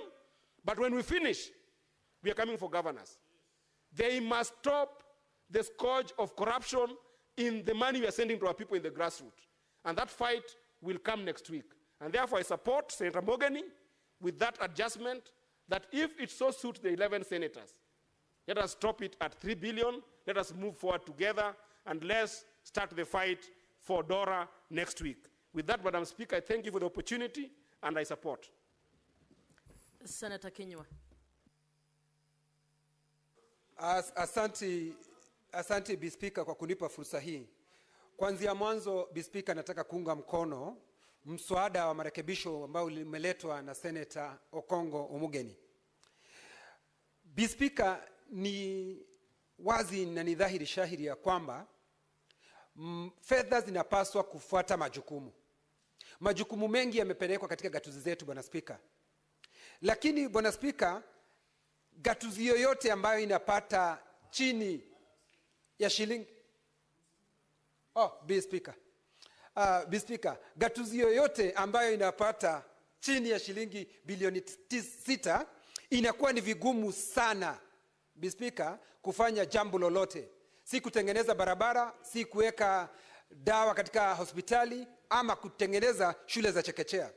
Lakini Bi Speaker, mswada huu ambao umeletwa, marekebisho ya mswada huu ambao umeletwa na Okongo Omugeni, kwanza kabisa nataka kushukuru mwenyekiti wa kamati ya fedha ambaye ni Senator Roba kwa nia njema waliokuwa nayo walipokuwa wakishabikia mswada huu na kusema ya kwamba kaunti zitaongezwa, kaunti zilizo ndogo na ambao ushuru wake ni mdogo zinapaswa kupata shilingi kuongezewa bilioni 2. Bi Speaker, mswada ambao umeletwa siku ya leo unasema ya kwamba tuongezewe kaunti ambazo ni ndogo, hizi 11 ziongezewe bilioni 4, Bi Speaker. Bi Speaker, tukifanya kazi tukiwa wote kama vile tulivyofanya wakati wa seneti iliyopita, tuliweza kuongeza takriban bilioni 50 kwa mpigo, Bi Speaker. Kwa hivyo hata wakati huu sina shaka pangu rohoni, tukifanya kazi tukiwa pamoja tunaweza tukaongeza hela hizi ambazo zinakuja katika gatuzi zetu. Bi Speaker, sisi kama seneti tulisema tungetaka bilioni 465. Lakini bunge la kitaifa, Bwana Speaker, kwa ujuzi wake ama kwa ukosefu wa ujuzi, wakasema ya kwamba pesa ambazo zinapaswa kupata ni bilioni 405. Bi Speaker, hawaelewi majukumu ambazo ziko katika gatuzi zetu. Bi Speaker, mambo ya barabara. Bi Speaker, kaunti nyingi unapata mambo ya maji zimepelekwa katika gatuzi zetu. Afya imepelekwa katika gatuzi zetu. Mimi nilidhania wanapaswa kukubaliana na sisi kwa sababu sisi ndio tunajua mambo ya gatuzi zaidi. Lakini Bi Speaker, hata nikiendelea kuongea hivi, nataka kukubaliana na hizi hela ambazo zimependekezwa na mswada huu wa Okongo Omugeni, fedha za kudhibitisha county. Bi Speaker, tukubaliane na vile ambavyo senator ambaye ni wa Migori Eddie Okech, nimeangalia nikaona walikuwa na nia njema na wakasema bilioni 2. Lakini bilioni 2 ni kidogo zaidi, Bi Speaker, na majukumu ni mengi. Kwa hivyo nataka kukubaliana na Senator Eddie vile ambavyo yeye anasema ya kwamba angalau tuongeze kwa bilioni 1, tuseme hizi county ambazo ni county ambazo zinasemekana ni ndogo ziongezewe shilingi bilioni 3 ndio tuweze kuwa na mapatano, Bi Speaker. Na tukifanya hivyo itakuwa ni jambo ambalo litasaidia gatuzi zetu kwa mambo ya ukulima, kwa mambo ya afya, kwa mambo ya barabara na masomo, hasa kwa shule za chekechea. Bi Speaker, Laikipia ikiwa na shida kwa sababu iko katika Jamhuri ya Kenya kwa ukosefu wa pesa, utapata vile vile kaunti ya Nyamira itakuwa na shida, kaunti ya Homa Bay itakuwa na shida, kaunti ya Taita Taveta itakuwa na shida, kwa sababu sisi tumeunganika na sisi ni kitu kimoja. Kwa hivyo ninapoongea hapa ni vizuri, Bi Speaker, hii nia njema tutembee tukiwa pamoja na tukubaliane ndiposa tuweze kupata hizi hela. Lakini tusikomee hapa, Speaker, kwa kusema ya kwamba baada ya sisi kupata hizi hela zikifika katika gatuzi zetu unapata ya kwamba, Speaker, hizi pesa zinaenda zinafujwa, unapata kuna ufisadi, unapata kaunti kama Nyamira, Speaker, kuna vyumba viwili vya kufanya majadiliano katika gatuzi ya Nyamira. Kuna wengine wanafanya katika sebule na kuna ile ambayo imeketi katika mahali panapofaa. Hiyo ni ufujaji wa hela, Speaker. Kwa hivyo itakuwa ni vigumu kwa seneta wa Nyamira Okongo Omogeni kukaa hapa na kutetea hela ziweze kuongezeka Nyamira, lakini zikifika Nyamira tayari zimefujwa, kwa sababu inawezaje kuwa na mabunge mawili katika kaunti ya Nyamira na ilhali katiba imesema vizuri ya kwamba kutakuwa na bunge moja Nyamira. Kwa hivyo haya mambo ni mpaka yaangaliwe na msihi Okongo Omogeni, kwa sababu ameleta mswada huu akiwa na nia njema ya kusaidia Nyamira, lakini hela zikifika Nyamira zinatumiwa vibaya. Kwa hivyo Okongo Omogeni, baada ya sisi kupitisha mswada huu, sisi tutalivalia njuga mambo ya ufisadi, mambo ya ufujaji wa hela ambazo ni za umma. Speaker, vile vile tukisema kwamba hela zifuate majukumu, ukiangalia kama afya, Speaker, hela nyingi zaidi ya 70% zinabaki katika serikali ya kitaifa. Na ukiangalia katika serikali ya kitaifa, mambo ambayo wanashughulikia sana ni policy, na vile vile hospitali za kitaifa ni chache, ni 5. Mfano, kuna Mathare Mental Hospital, kuna Moi Teaching and Referral, kuna Spinal Injury, kuna Kenyatta. Hizo tu ndio hospitali ambazo zimebaki katika serikali ya kitaifa. Kwa hivyo tukisema ya kwamba majukumu yafuatwe na hela, tunamaanisha yale majukumu tayari yamepelekwa katika gatuzi zetu. Speaker, kwa hivyo kwangu mimi, ikiwa tunaweza kukubaliana na tukubaliane halahala ndio kaunti zetu, kwa sababu wakati huu hela haziendi katika kaunti zetu. Tukikubaliana tutaweza kupeleka hela katika gatuzi zetu, kwa sababu Mswahili anasema ngoja ngoja huumiza matumbo. Speaker, sasa tukiangalia, ningeomba kamati ambayo inaongozwa na mwenyekiti wa fedha Roba, ningependa kumsihi, lakini hela hizi ambazo tunagawana zikipita kiwango cha shilingi bilioni 415, tuweze kuongeza hela ambazo zinaenda katika hizi gatuzi ambazo semekana ni ndogo, tuweze kupewa bilioni 4.6, Speaker. Kwa hivyo ninasema nini? Ninasema ya kwamba wale seneta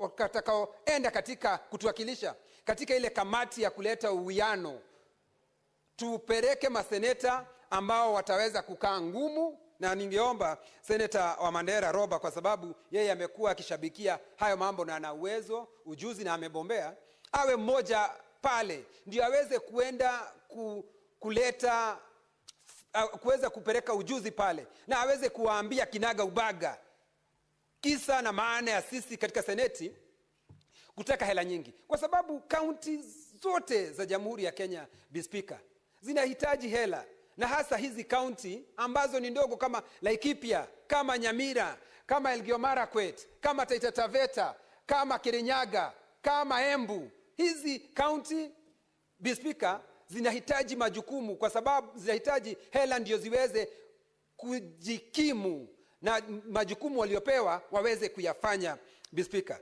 Kwa hivyo, Speaker, siku ya leo mimi nataka kuunga mkono mswada huu.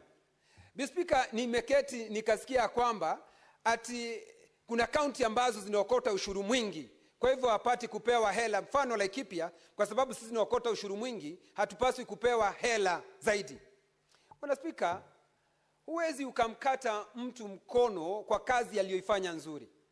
Sisi tunafanya kazi nzuri ya kuweza kuokota ushuru mwingi.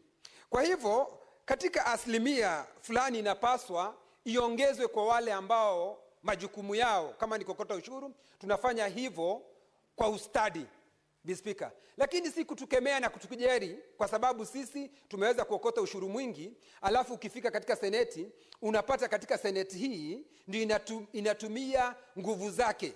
Kwa hivyo nakurai mwenyekiti wa kamati, mkirudi katika kamati kuangaliwe asilimia iongezwe kwa wale ambao wanafanya kazi kwa ustadi. Lakini si kuzawadi umaskini, kusema ya kwamba wale ni maskini na wamekuwa katika gatuzi hizi, ati wale asilimia yao kubwa ni umaskini, ati wapewe hela nyingi kwa sababu wale ni maskini, ilhali wamekuwa katika gatuzi kwa miaka hiyo zaidi ya 12. Kwa hivyo Speaker, tunapaswa kuwa tuwatunze, kuwapa heko wale wanaofanya kazi ambayo wanapaswa kufanya. Speaker, nikimalizia nasema nataka kuunga mkono. Speaker, Order, Senator Halwale. Your conversation is so loud. Speaker, ni wazi tunapofanya hii kazi, hawa magavana wakiitwa katika seneti ndio waweze kuulizwa maswali, na haulizwi maswali kuhusu mashamba yao, haulizwi maswali kuhusu boma zao, wanaulizwa maswali kuhusu hela ambazo sisi wenyewe kama seneti tulijadili, tukatetea ndio waweze kuongezewa na kupelekewa katika kaunti zao. Wakiitwa wanapaswa kuja na waweze kujibu maswali, na hiyo ndio jukumu yetu kikatiba, kuuliza maswali tuweze kujibiwa, ndio tuweze kuwa sisi ndio macho ya wananchi waliotuchagua katika gatuzi zetu. Maseneta wengine wakiitwa wanaona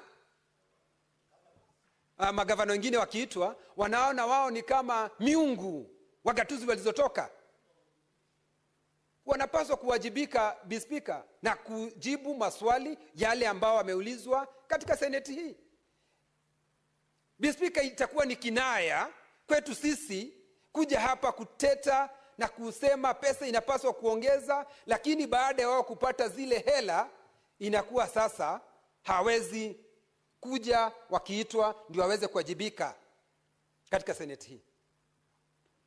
Kwa hivyo Speaker, siku ya leo, kwa sababu hili ndilo jukumu kwetu kubwa sana kama seneti, kulinda na kutetea gatuzi zetu.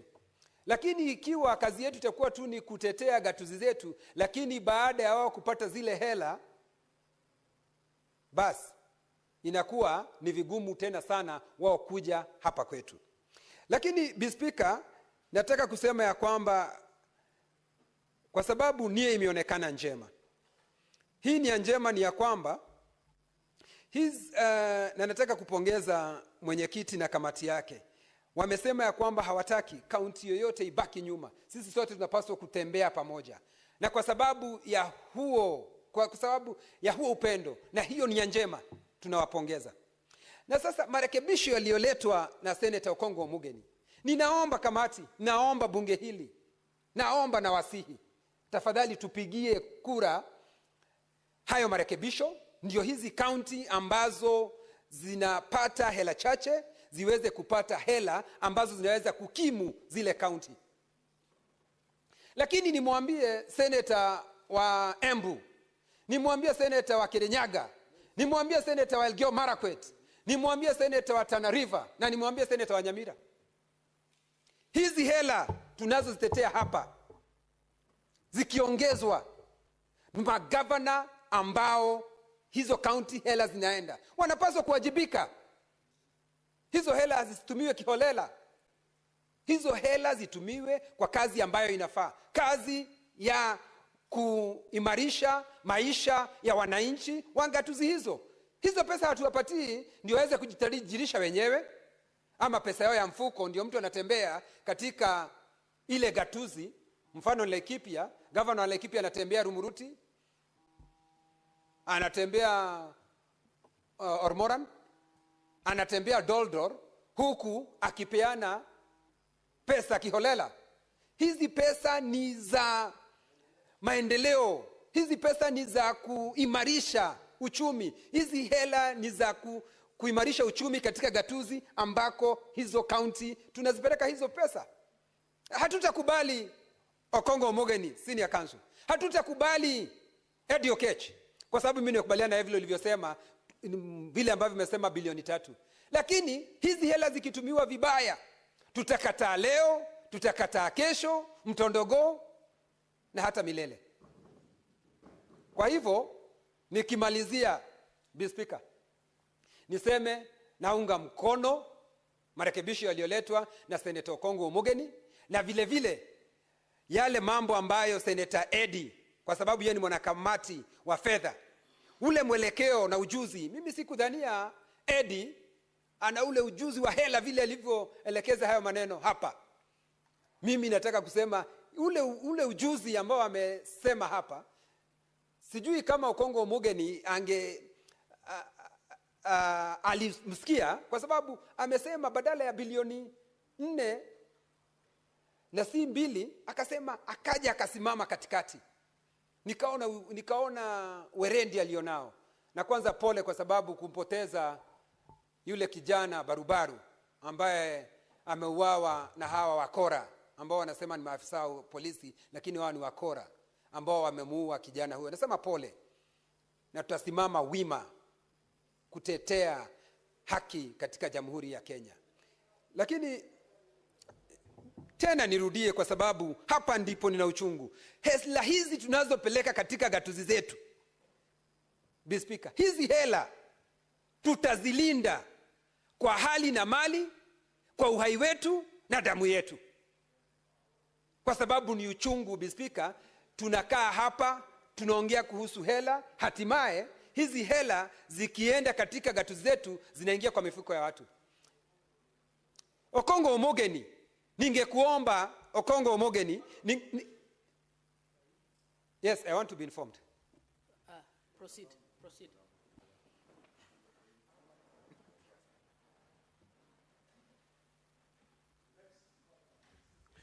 Madam Speaker, the good lady said of Laikipia has spoken very passionately and repeatedly. When somebody repeats something, it means that it is important to him. He has spoken and repeated the issue around wastage of resources in the counties. I wanted to inform him that in the committees that we sit in, the watchdog committee, I don't know whether he sits in one, we always have our partners come to those committees, and one of those partners is EACC. And the EACC should be in the forefront of fighting for mismanagement for our resources in the counties. And he should speak very strongly to the EACC, because we have never seen EACC rolling any head of governors, and we have seen Senate that does a very good job. What is the point of information? That in our that committees, he should use EACC? Yes, and, okay. And they're in our committees as partners whenever we are doing watchdog committees. Okay. Asante. Hayo ni maarifa mazuri. Nilisema tena, hayo ni maarifa mazuri ameniarifu kuhusu taasisi hii ambayo inapaswa kuchangamkia mambo ya ufisadi. Kwa sababu ufisadi, Mr. Speaker, ndio kiegezo kikubwa ambacho kinafanya mambo yasitendeke. Na kwa sababu si yuko katika kamati yoyote ambayo umetaja, na kuna hii taasisi ambayo inapaswa kushughulikia hayo mambo, na sema ya kwamba hii taasisi inapaswa, Mr. Speaker, kuwajibika kabisa, ndio Kenya iende mbele. Na Kenya itaenda mbele namna gani? Ikiwa gatuzi zetu zitasonga mbele. Mr. Speaker, nikimalizia naunga mkono na haya marekebisho. Nilitaka Okongo Omogeni nimweleze, angesema ya kwamba hizi hela zimeongezwa, ziweze kusemekana ni za kazi gani, ni za kutengeneza barabara, za kutengeneza zahanati, ndio zisiende tu kiholela, zikifika katika gatuzi zikuwe hazina kazi. Ni tuziweke ziwe na sababu fulani zinaenda, ziwe ni kutengeneza mabawa ya maji, ni za kutengeneza shule za chekechea, ama ni za kutengeneza barabara. Na kiwa ni barabara kiasi gani, na barabara ni aina gani, ndio tuweze kujua. Mr. Speaker, naunga mkono na nashukuru kwa kunipa fursa hii. Senator Maruma. Thank you, Madam Speaker, for this opportunity to support the amendment by Senator Okongo Omogeni, Senator Nyamira, on the revenue or fourth basis of sharing revenue. Madam Speaker, I must say that we've come from very far. Previously, Madam Speaker, in the 80s, we had a one-party state, and we had resources being shared centrally. In 1965, Madam Speaker, there was the sessional paper number 1 that stated that we have gotten independence. How do we share our resources to ensure that we get development and fast, speedy economic growth? Madam Speaker, according to sessional paper number 1, resources were sent to areas with high potential, Madam Speaker, areas with rainfall and fertile soils. There were areas, Madam Speaker, that were left behind in terms of development, and these areas mainly were in the lower eastern coastal region and the northern frontier district, Madam Speaker, the northeastern region. In 2003, Madam Speaker, we saw the passage of national government CDF, where we saw some semblance of redistribution of resources through the CDF, where we had money going to constituencies, although largely, Madam Speaker, the members of National Assembly have misused that fund, and they have become like implementers, and thanks to the courts of law, which have pronounced themselves that this money really should not be used or applied by the members of National Assembly, because then they are not implementers of projects and programs, Madam Speaker, and that is only the executive that is supposed to implement projects. Madam Speaker, the clamor for a new constitution started after the repeal of Section 2A in 1992, and in 2005, Madam Speaker, there was an attempt to change the constitution, but why that constitution did not go through was because there was no devolution. And some of us who are coming from the coastal region of Kenya, we wanted, in fact, majimbo or regionalism. But the people who are making the constitution felt that would be balkanizing our country into 8 former provinces. And so that constitution did not see the light of the day. And we saw the advent of movements like the Orange Democratic Movement. And in 2010, Madam Speaker, we gave ourselves a new constitution that saw, to a great extent, redistribution of resources, Madam Speaker, where we had money coming from the center, that is Nairobi, to the counties, Madam Speaker. Madam Speaker, I must say that the counties were too small and they are largely not viable. In 2020, Madam Speaker, some of us who felt that our counties are too small and unviable really supported the Building Bridges initiative, which one of the suggestions was that we reduce the counties to 14. That clause did not see the light of the day, and it was removed at the initial stages of BBI. And later on, we said, let's remain with the 47, but then let's increase the money to the counties to at least 35%. The rest, Madam Speaker, is history, because then BBI itself did not go through because of the courts declared it being unconstitutional, Madam Speaker. The best thing, Madam Speaker, that we gave ourselves as Kenyans in the 2010 Constitution was devolution. Some of our counties are very small, Madam Speaker. In Taita Taveta, we have only 384 people, and the registered voters around 160,000, whereas such a number in the central, in some constituencies, central like Ruiru, Madam Speaker, they have over 200,000 voters per constituency. That in our county is just the whole county. So, Madam Speaker, to get resources, we are being asked, so how many votes are you bringing on the table so that we can give you development? And the votes really were really few. So, Madam Speaker, in the advent of devolution, we thought that we have a panacea to the problems that were existing in our county.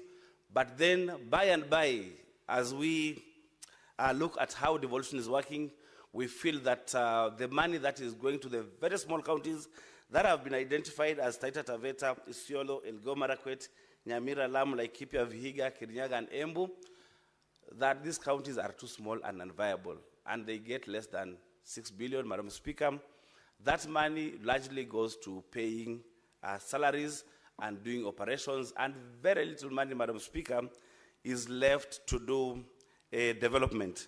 Madam Speaker, we are now again discussing the fourth basis for sharing revenue, something that we did, Madam Speaker, in 2020, and I can assure you, Madam Speaker, then it was extremely divisive. As other speakers have said, it took months to pass that third basis for sharing revenue, Madam Speaker. In fact, it took the intervention of the Right Honorable Raila Odinga. I remember then I went to State House with the Right Honorable Raila Odinga with the leadership of the Senate. I was representing Team Kenya because then we were in the mood of handshake then, and the Right Honorable implored upon the President then, Honorable Uhuru Kenyatta, to add some money to counties so that no county can lose money. I remember in 2020, in the new revenue sharing formula, Taita Taveta was going to lose 400 million. Some counties were going to gain. The highest gainer was Nandi, which was going to gain 1.4 billion. Because then, Madam Speaker, we were sharing the same cake as that we shared in 2019-2020, 316.5 billion.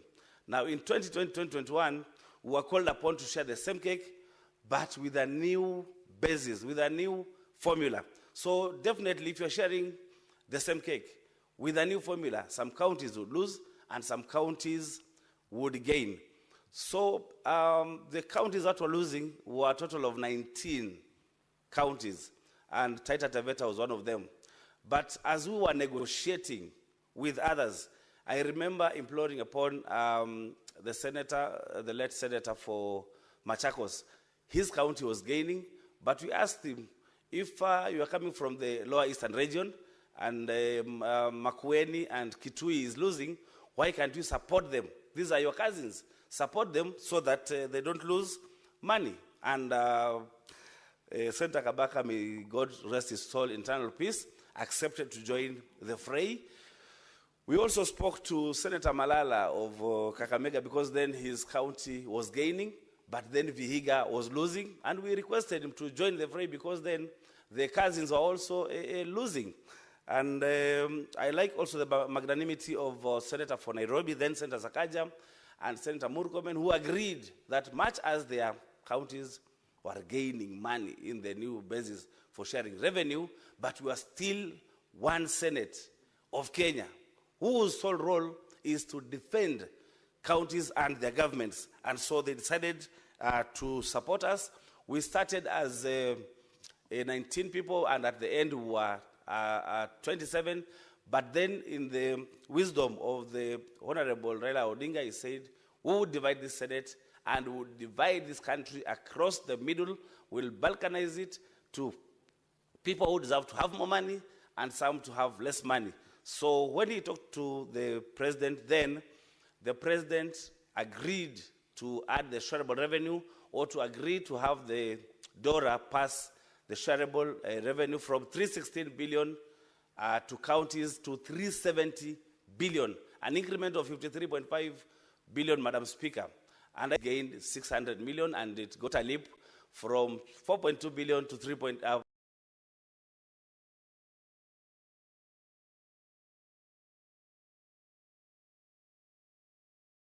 leap. Madam Speaker, an increment of Indora of 50 billion was the largest that I've ever seen in Kenya. Madam Speaker, I want to say that I want to thank the Committee for Finance and Budget, led by Honorable Roba, for ensuring that the new revenue sharing formula, or the fourth basis for sharing revenue, is not going to divide us. Because previously, we could not even sleep. We could have people making calls from State House and from all over Kenya, because then they wanted us to vote. I remember my governor calling me, telling me that, don't worry, you'll not lose money this year, you lose it next year, and told him, rubbish.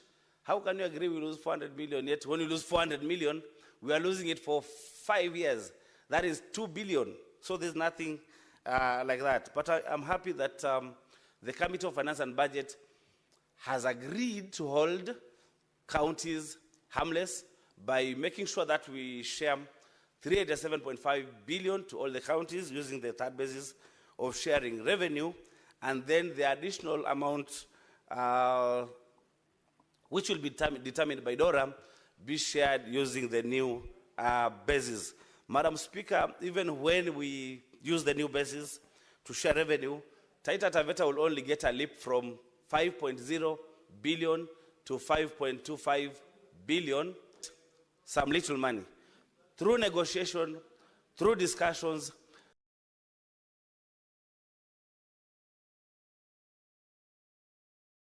the Finance Order, Committee, guys. Order. Let's listen. they agreed to put 2 billion. That then would ensure that the small counties, the 11 counties in question, get at least some little money on top, and that, Madam Speaker, is taking Taita Taveta at 5.3 billion. Still, that is very little because our wage bill is at 56%, Madam Speaker. Even if we add that around 250 million, still would be much below what we require to do development. Development expenditure, Madam Speaker, what is in the budget for development for Taita Taveta is 1 billion. So even if you add the 300 million, it would just be 1.3 billion. Madam Speaker, we would want to push this money to go to 6 billion. That was our view. But even as we fight for 6 billion for the small counties, I'm agreeable to the discussants and the contributors who have contributed to this motion that if we add on top of the 2 billion, 2.6 billion to make it 4.6 billion, then Taita Taveta County will get 400 million on top, and that would take us to 5.7 billion, still a far cry from 6 billion, but it is much better. So, Madam Speaker, I would like to thank Senator Ojwang'S for bringing this motion over to amend so that we add 2.6 billion more, because at the counties there are so many things that we want to do as governments. For example, Madam Speaker, counties need to do budgets that are predictable. Right now, if we have some counties losing money, then, Madam Speaker, will not achieve the objectives of our budgets. Most counties have CBAs for doctors that are waiting for this basis to pass, for the new budget to pass, for the new DORA to pass, so that the CBAs can be honored, and so that we stop our medics from going on strike and tampering with service delivery in the counties, Madam Speaker. All the county workers, Madam Speaker, require a pay rise, given that our government has been adding taxes over one tax over another one. Right now they have SHA, they have NSSF that has been enhanced. They have, Madam Speaker, the new housing levy, which, Madam Speaker, largely is being used, I would say, unconstitutionally, because there was no public participation that the housing levy would be used to fix Nairobi River. There was no public participation that the housing levy would be used to build markets. There was no public participation to the effect that the housing levy would be used to build roads, as has been said by none other than the head of state, Madam Speaker. So these people require to have enhanced salaries, so that for those, because of the taxes, because of the new taxes, have had their salaries go to below a third, which is constitutional, and they are causing their employers pecuniary embarrassment, and they are infringing on the laws of employment, Madam Speaker.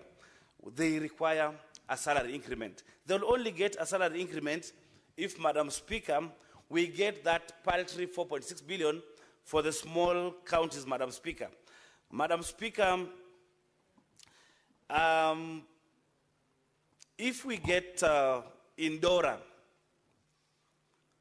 387.7 billion, Madam Speaker, we're getting 5.066 billion, with the new basis and 4 or 5 billion, as has been passed by the National Assembly, we are getting 5.3 billion.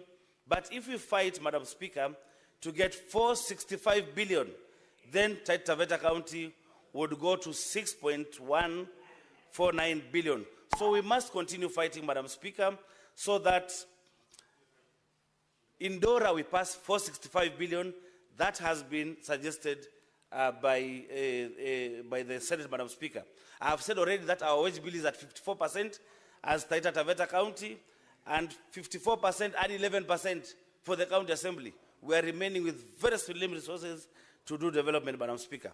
Talking about OSR, which is one area that we can leverage on so that we can get some development. Our OSR has been hampered by the national government refusing to disburse royalties to Taita Taveta. There's a lot of money that has been collected in terms of royalties, Madam Speaker, but has not been disbursed to our county, and so our own source revenue is still below par. Madam Speaker, we're also clamoring for a share of the Savo National Park. None other than the President had suggested or had decreed that we get 50-50 revenue sharing with KWS. But Madam Speaker, that is not forthcoming. We have followed it up through a motion in this Senate. I've followed it up through a statement in this Senate, Madam Speaker, but nobody seems to be helping us implement the executive edict by the President to ensure that we get 50-50 revenue sharing from KWS, Madam Speaker. So I would like to say that our counties are small. Corruption notwithstanding, even with the small money, we are not able to do much. And I would like to say this, that the members of National Assembly, and I don't know what's wrong with them, because the money coming or being devolved to the counties is going to people in their constituencies. Why are they so hell-bent in passing very little money to go to the counties? And after all, some of them even want to be governors. We have had many MPs who have become governors. The MP for Darakanidhi, the MP for Vihiga has been a member of parliament. Why is this problem? What is the problem? They pass very little money to go to the counties, and when they go to become governors again, they find very little money. They cannot do much. So, Madam Speaker, let us fight. Finally, let us fight to ensure that we get 465 billion as shareable revenue to our counties. And over and above, I implore fellow senators to ensure that we get the 2.6 billion, but as Senator Okech is suggesting, even if you are to give and take some little amount, would not be so averse to it. But, Madam Speaker, I want to implore all the senators to support this amendment brought up by Senator Fonyamira, Senior Counsel Ojwang'S Mogeni, so that our counties really can get development. Madam Speaker, I would like to submit and support that amendment. Thank you. Senator Murango. Asante sana mstahiki Speaker kwa kunipa nafasi. Na kwanza ningetaka kushukuru kamati ya fedha kiongozwa na mwenyekiti ambaye ni Ali Lomba, Senator Ali Lomba Mandera. Kwanza kwa sababu ya kuonyesha welendi na tajriba kuongoza ile kamati. Kwa sababu ule mfumo ambao aliotuletea umefanya kuwe na amani katika mbunge hili, na sana sana hata kama kuna mageuzi kidogo itafanyiwa, amekuwa mwenyekiti ambao ameonyesha kwamba ni kiongozi na asiyejipenda. Kwa hivyo nataka nishukuru kwa hiyo. Pia mstahiki mwenyekiti, ningetaka pia na mstahiki Speaker, nadhani kabla ya kiongozi wa wengi na Senator Medho wakuja kulikuwa na amani kiasi katika bunge hili. Sasa unajua mtiririko wangu wa mawazo unapotea kwa sababu ya ngumzo inayoendelea. Hata Speaker amepotea. Okay. Asante sana mstahiki Speaker. Asante sana. Apologies. Senator Majority Leader, naomba mumsikilize mwenzenu. Asante sana mstahiki Speaker. Mstahiki Speaker, nilikuwa nimesema ya kwamba kazi iliyofanywa hapo mwanzo na mwenyekiti ya kamati ya fedha ilionyesha welendi, ilionyesha tajriba, kwa sababu ndio imekuwa chanzo ya mageuzi kidogo ambayo utafanya katika mswada huu. Na vizuri ni kwamba tulipokaa chini aliweza kutusikiliza wale tulikuwa na maoni kinzani tofauti kidogo. Na afadhali nikiwa na mawazo ya kujinyonga ukuja unisikize venye nasema kuliko kuhudhuria matanga yangu. Ametufanya hivi kama wale ambao wanatoka katika zile kaunti ndogo ndogo, na katika hekima ya wakili Ojwang'S, senator wa Kisii, Nyamira, amekuja na mageuzi kambambe ambayo itahakikisha ya kwamba tunamalizana na mfumo mpya bila kuwa na taswishi ama kelele zozote, bila pia kubadilisha ule mfumo ambao kamati ya fedha iliongozwa na Senator Romba imeleta.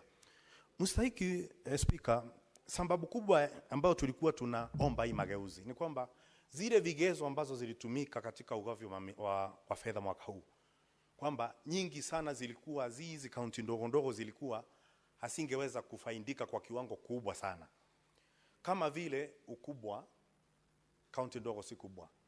Wingi wa watu, kaunti ndogo of course itakuwa haina watu wengi. Itakuwa na uzito wa watu katika sehemu fulani, lakini haitakuwa na watu wengi. Katika kiwango cha ufukara pia wengi kama Kirinyaga hatukuwepo. Kwa hivyo baada ya kusikizana tumeweza kujenga ukuruba na ushuhumba ya kwamba tunapokuja kutetea ama wakati bunge litakoendelea kunjadili mfumo hakutakuwa na shida yote kuupitisha. Mstahiki Speaker, hata kama nasema hivyo, kuna kitu ningetaka kumwambia gavana wangu, Gavana Kirinyaga Anne Waiguru, kwamba saa hii tunapopigania huu mfumo mpya ili tuweze kupeleka pesa katika gatuzi zote za Kenya, na moja hapo ni gatuzi la Kirinyaga. Saa hii sisi sana sana tukuangi na shida yote. Sisi ni tingatinga. Juba la Sedeti linatumiwa na gavana kama tingatinga. Kazi yetu ni kubomoa milima. Barabara inapopatikana tunawekwa juu ya lori tusiharibu barabara. Ndio ukienda sana utasikia hakuna siku ama uende katika gatuzi nyingi seneta kija pale na aseme anataka jambo fulani lifafanuliwe, unapata tunaanza kuwa maandui na gavana wetu. Ningetaka kuambia gavana, katika shamba la mpunga la Mwea, barabara toka wakati wa ukoloni na tukapata uhuru hazijawahi tengenezwa. Sasa hivi katika mfumo mpya ambao tumeujadili na kusikizana na kujenga ushumba na Juba la Seneti, ni kwamba Kirinyaga itakuja ipate zaidi ya milioni 300 juu. Ningemwomba kwamba fedha hizi zikifika katika eneo lile, na ningeomba Seneti tuweze kuzikuweka kwamba zile fedha zikienda zinafanya kazi gani. Kama ni Kirinyaga pesa zikiongezewa ziweze kuangalia zile barabara za shamba la mpunga la Mwea ambao wakulima wamekuwa kiogelea kuliko kutembelea, kwa sababu yote kukinyesha inakuwa ziwa na zingine zinakaa maandaki ambayo inatumika na jeshi letu la Kenya. Kwa hivyo ningemwomba hizi pesa zinapokuja zaidi ya milioni 200, gavana, ziweke katika mfumo na kutengeneza miundo mbinu katika gatuzi la Kirinyaga. Tengeneza barabara za Mwea, pesa zimeongezewa. Bereni sababu ilikuwa ni kwamba huna pesa. Na unajua mstahiki Speaker, mtu akikwambia kwamba mimi nimeshika chura kwa mkia nikamrusha, hiyo ni uongo. Sasa hakutakuwa na sababu ya kushika chura kwa mkia. Kwamba pesa ikimfikia, barabara zijengwe, hospitali ziwekwe dawa. Na ningeuliza pia wakilishi wandi sana sana kutoka eneo la Mwea, kwa sababu kuna muhunzi na mfyatua moto. Sisi ni waunzi, tushamtengenezea. Na nyinyi mwende mfyatue moto wakati mnatengeneza bajeti. Pesa ambayo seneta kama mimi na wenzetu tumengangania zimekuja, muhakikishe kwamba zimefanya kazi vilivyo. Mstahiki Speaker, nitaendelea kidogo pia kuongea juu ya bunge la kitaifa. Kwa muda mrefu, na ndio maana tumekuwa hapa tukiongea kama Juba la Seneti tupewe mamlaka kamili ya kuangalia na kutathmini bajeti ya kitaifa. Unajua tunapoenda kwa bunge la kitaifa kuomba na kusema kwamba Seneti tumepitisha sheria ndora, tunataka bilioni 465. Tunapofika pale wanageuza wanasema tupatia bilioni 4.5. Na sababu kubwa utasikia wakisema ya kwamba eti kuna wizi wa fedha katika kaunti zetu, ambao ni kweli. Lakini pia katika mfumo mzima wa pesa ambao inaitwa CDF pia kuna wizi wa pesa. Lakini nyani unajua honi kundule. Lakini tunapo kamati ya maridhiano inaenda kukaa chini, lazima waende wajifunge kibwebwe na wajue ya kwamba wao wenyewe watakambiliana namna gani. Kwa sababu katika kongamano la kutafuta dawa ya malaria, Mr. Speaker, ukimwalika mbu hakuna suluhisho atakuja nalo. Kwa sababu yeye ndio jawabu la shida ya malaria ambayo iko hapo. Bunge la kitaifa ni kama kualika mbu katika kongamano la kutafuta dawa ya malaria. Kwa sababu wamekuwa shida kubwa kwa ugatuzi wa kutunyima zile fedha zetu. Mr. Speaker,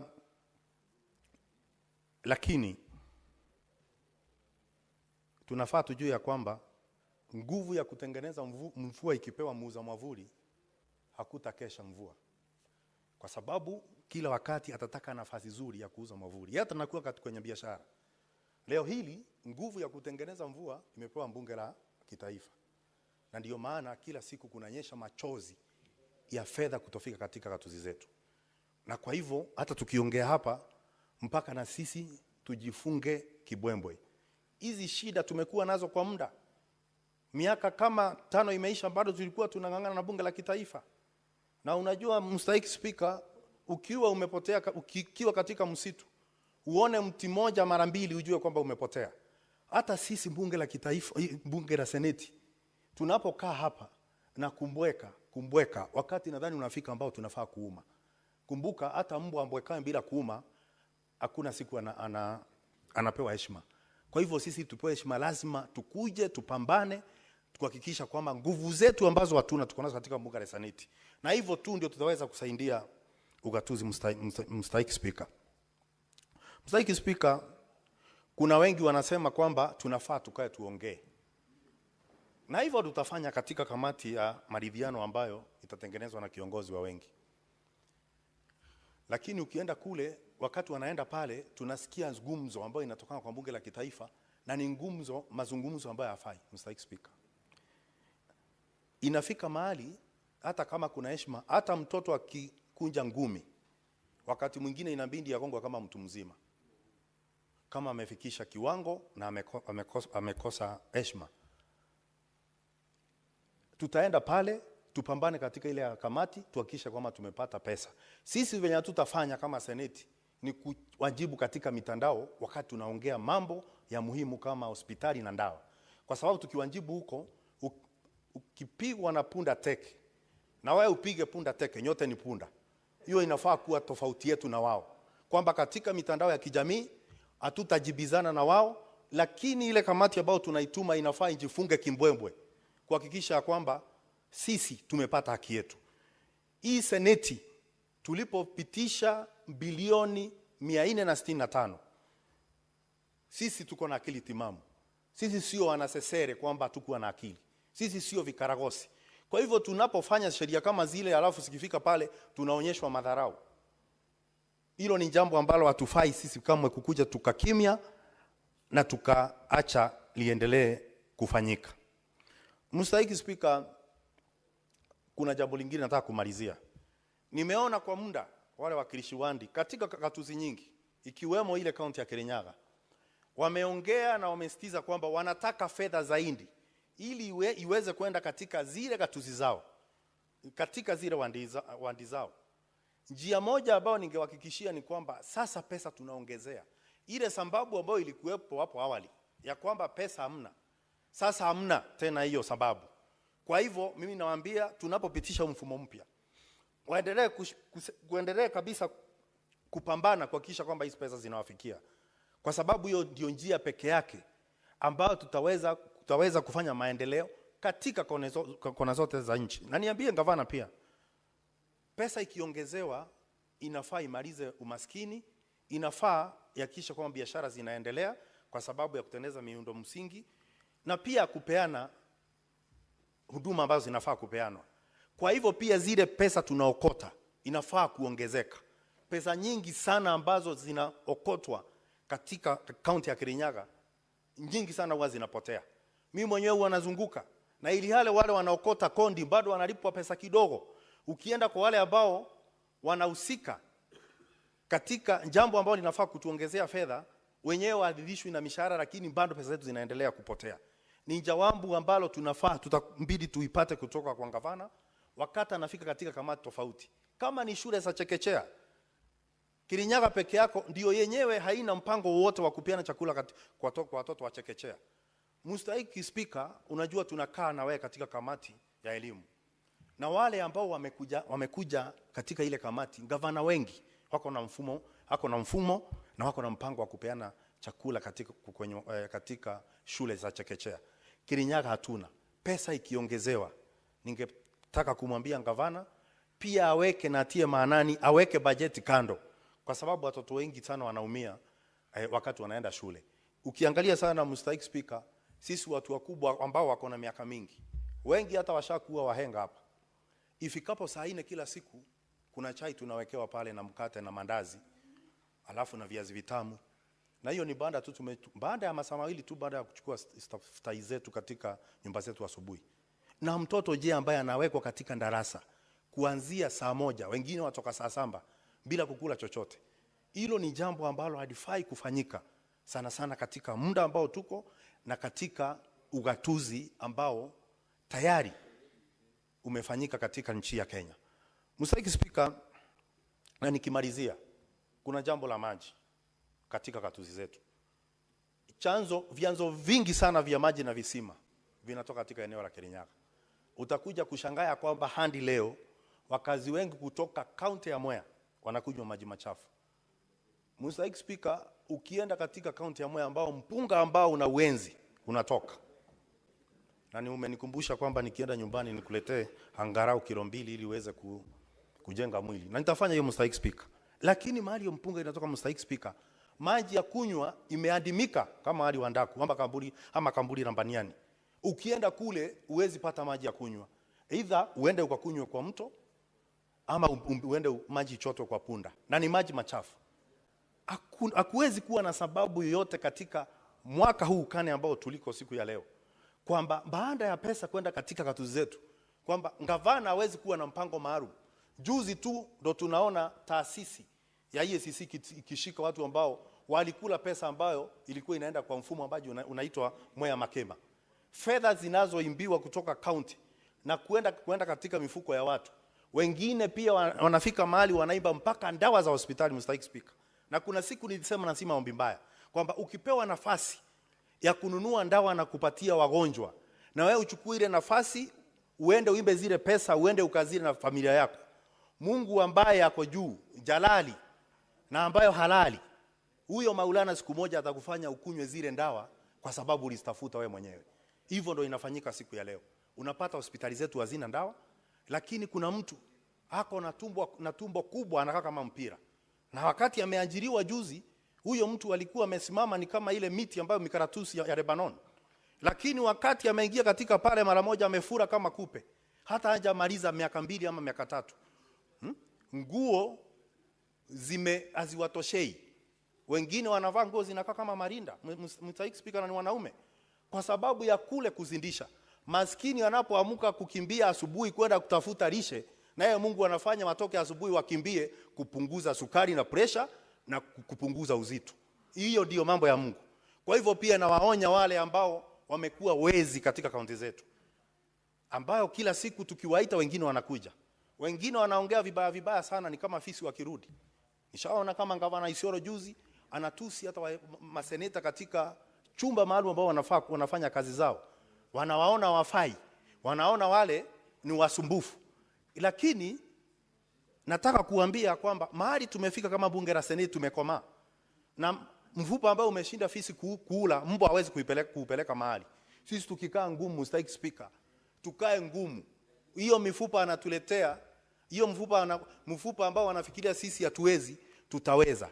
Na tukifuata sheria vizuri, tuweze kufuata pesa za watu wetu. Mstahiki Speaker,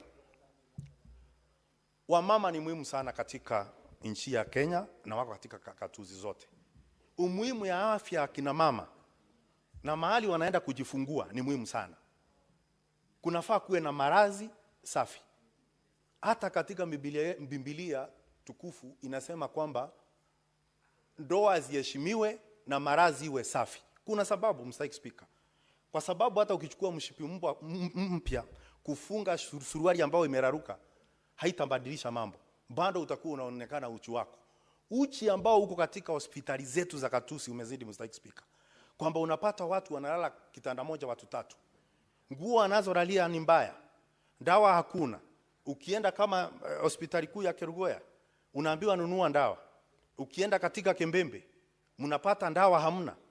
Na hata wale ambao wanataka kuchukuliwa picha kwa wale wameanguka na kuvunjika, unapata kwamba hiyo huduma hawezi kuipata katika hospitali zetu. Inafika watu wanaanza kuuliza ugatuzi unafanya kazi gani? Kwa hivyo ningetaka kusema ya kwamba mangavana wenyewe ndo watafanya ugatuzi uweze kuonekana kwamba unafanya kazi. Na wale ambao bunge la kitaifa kwamba wanafikiria sisi. Honorable Senators, it's now 6:30 p.m. Time to adjourn the Senate. Senator Murango, you have a balance of 2 minutes. The Senate therefore stands adjourned until tomorrow, Wednesday, 11th June 2025 at 9:30 a.m.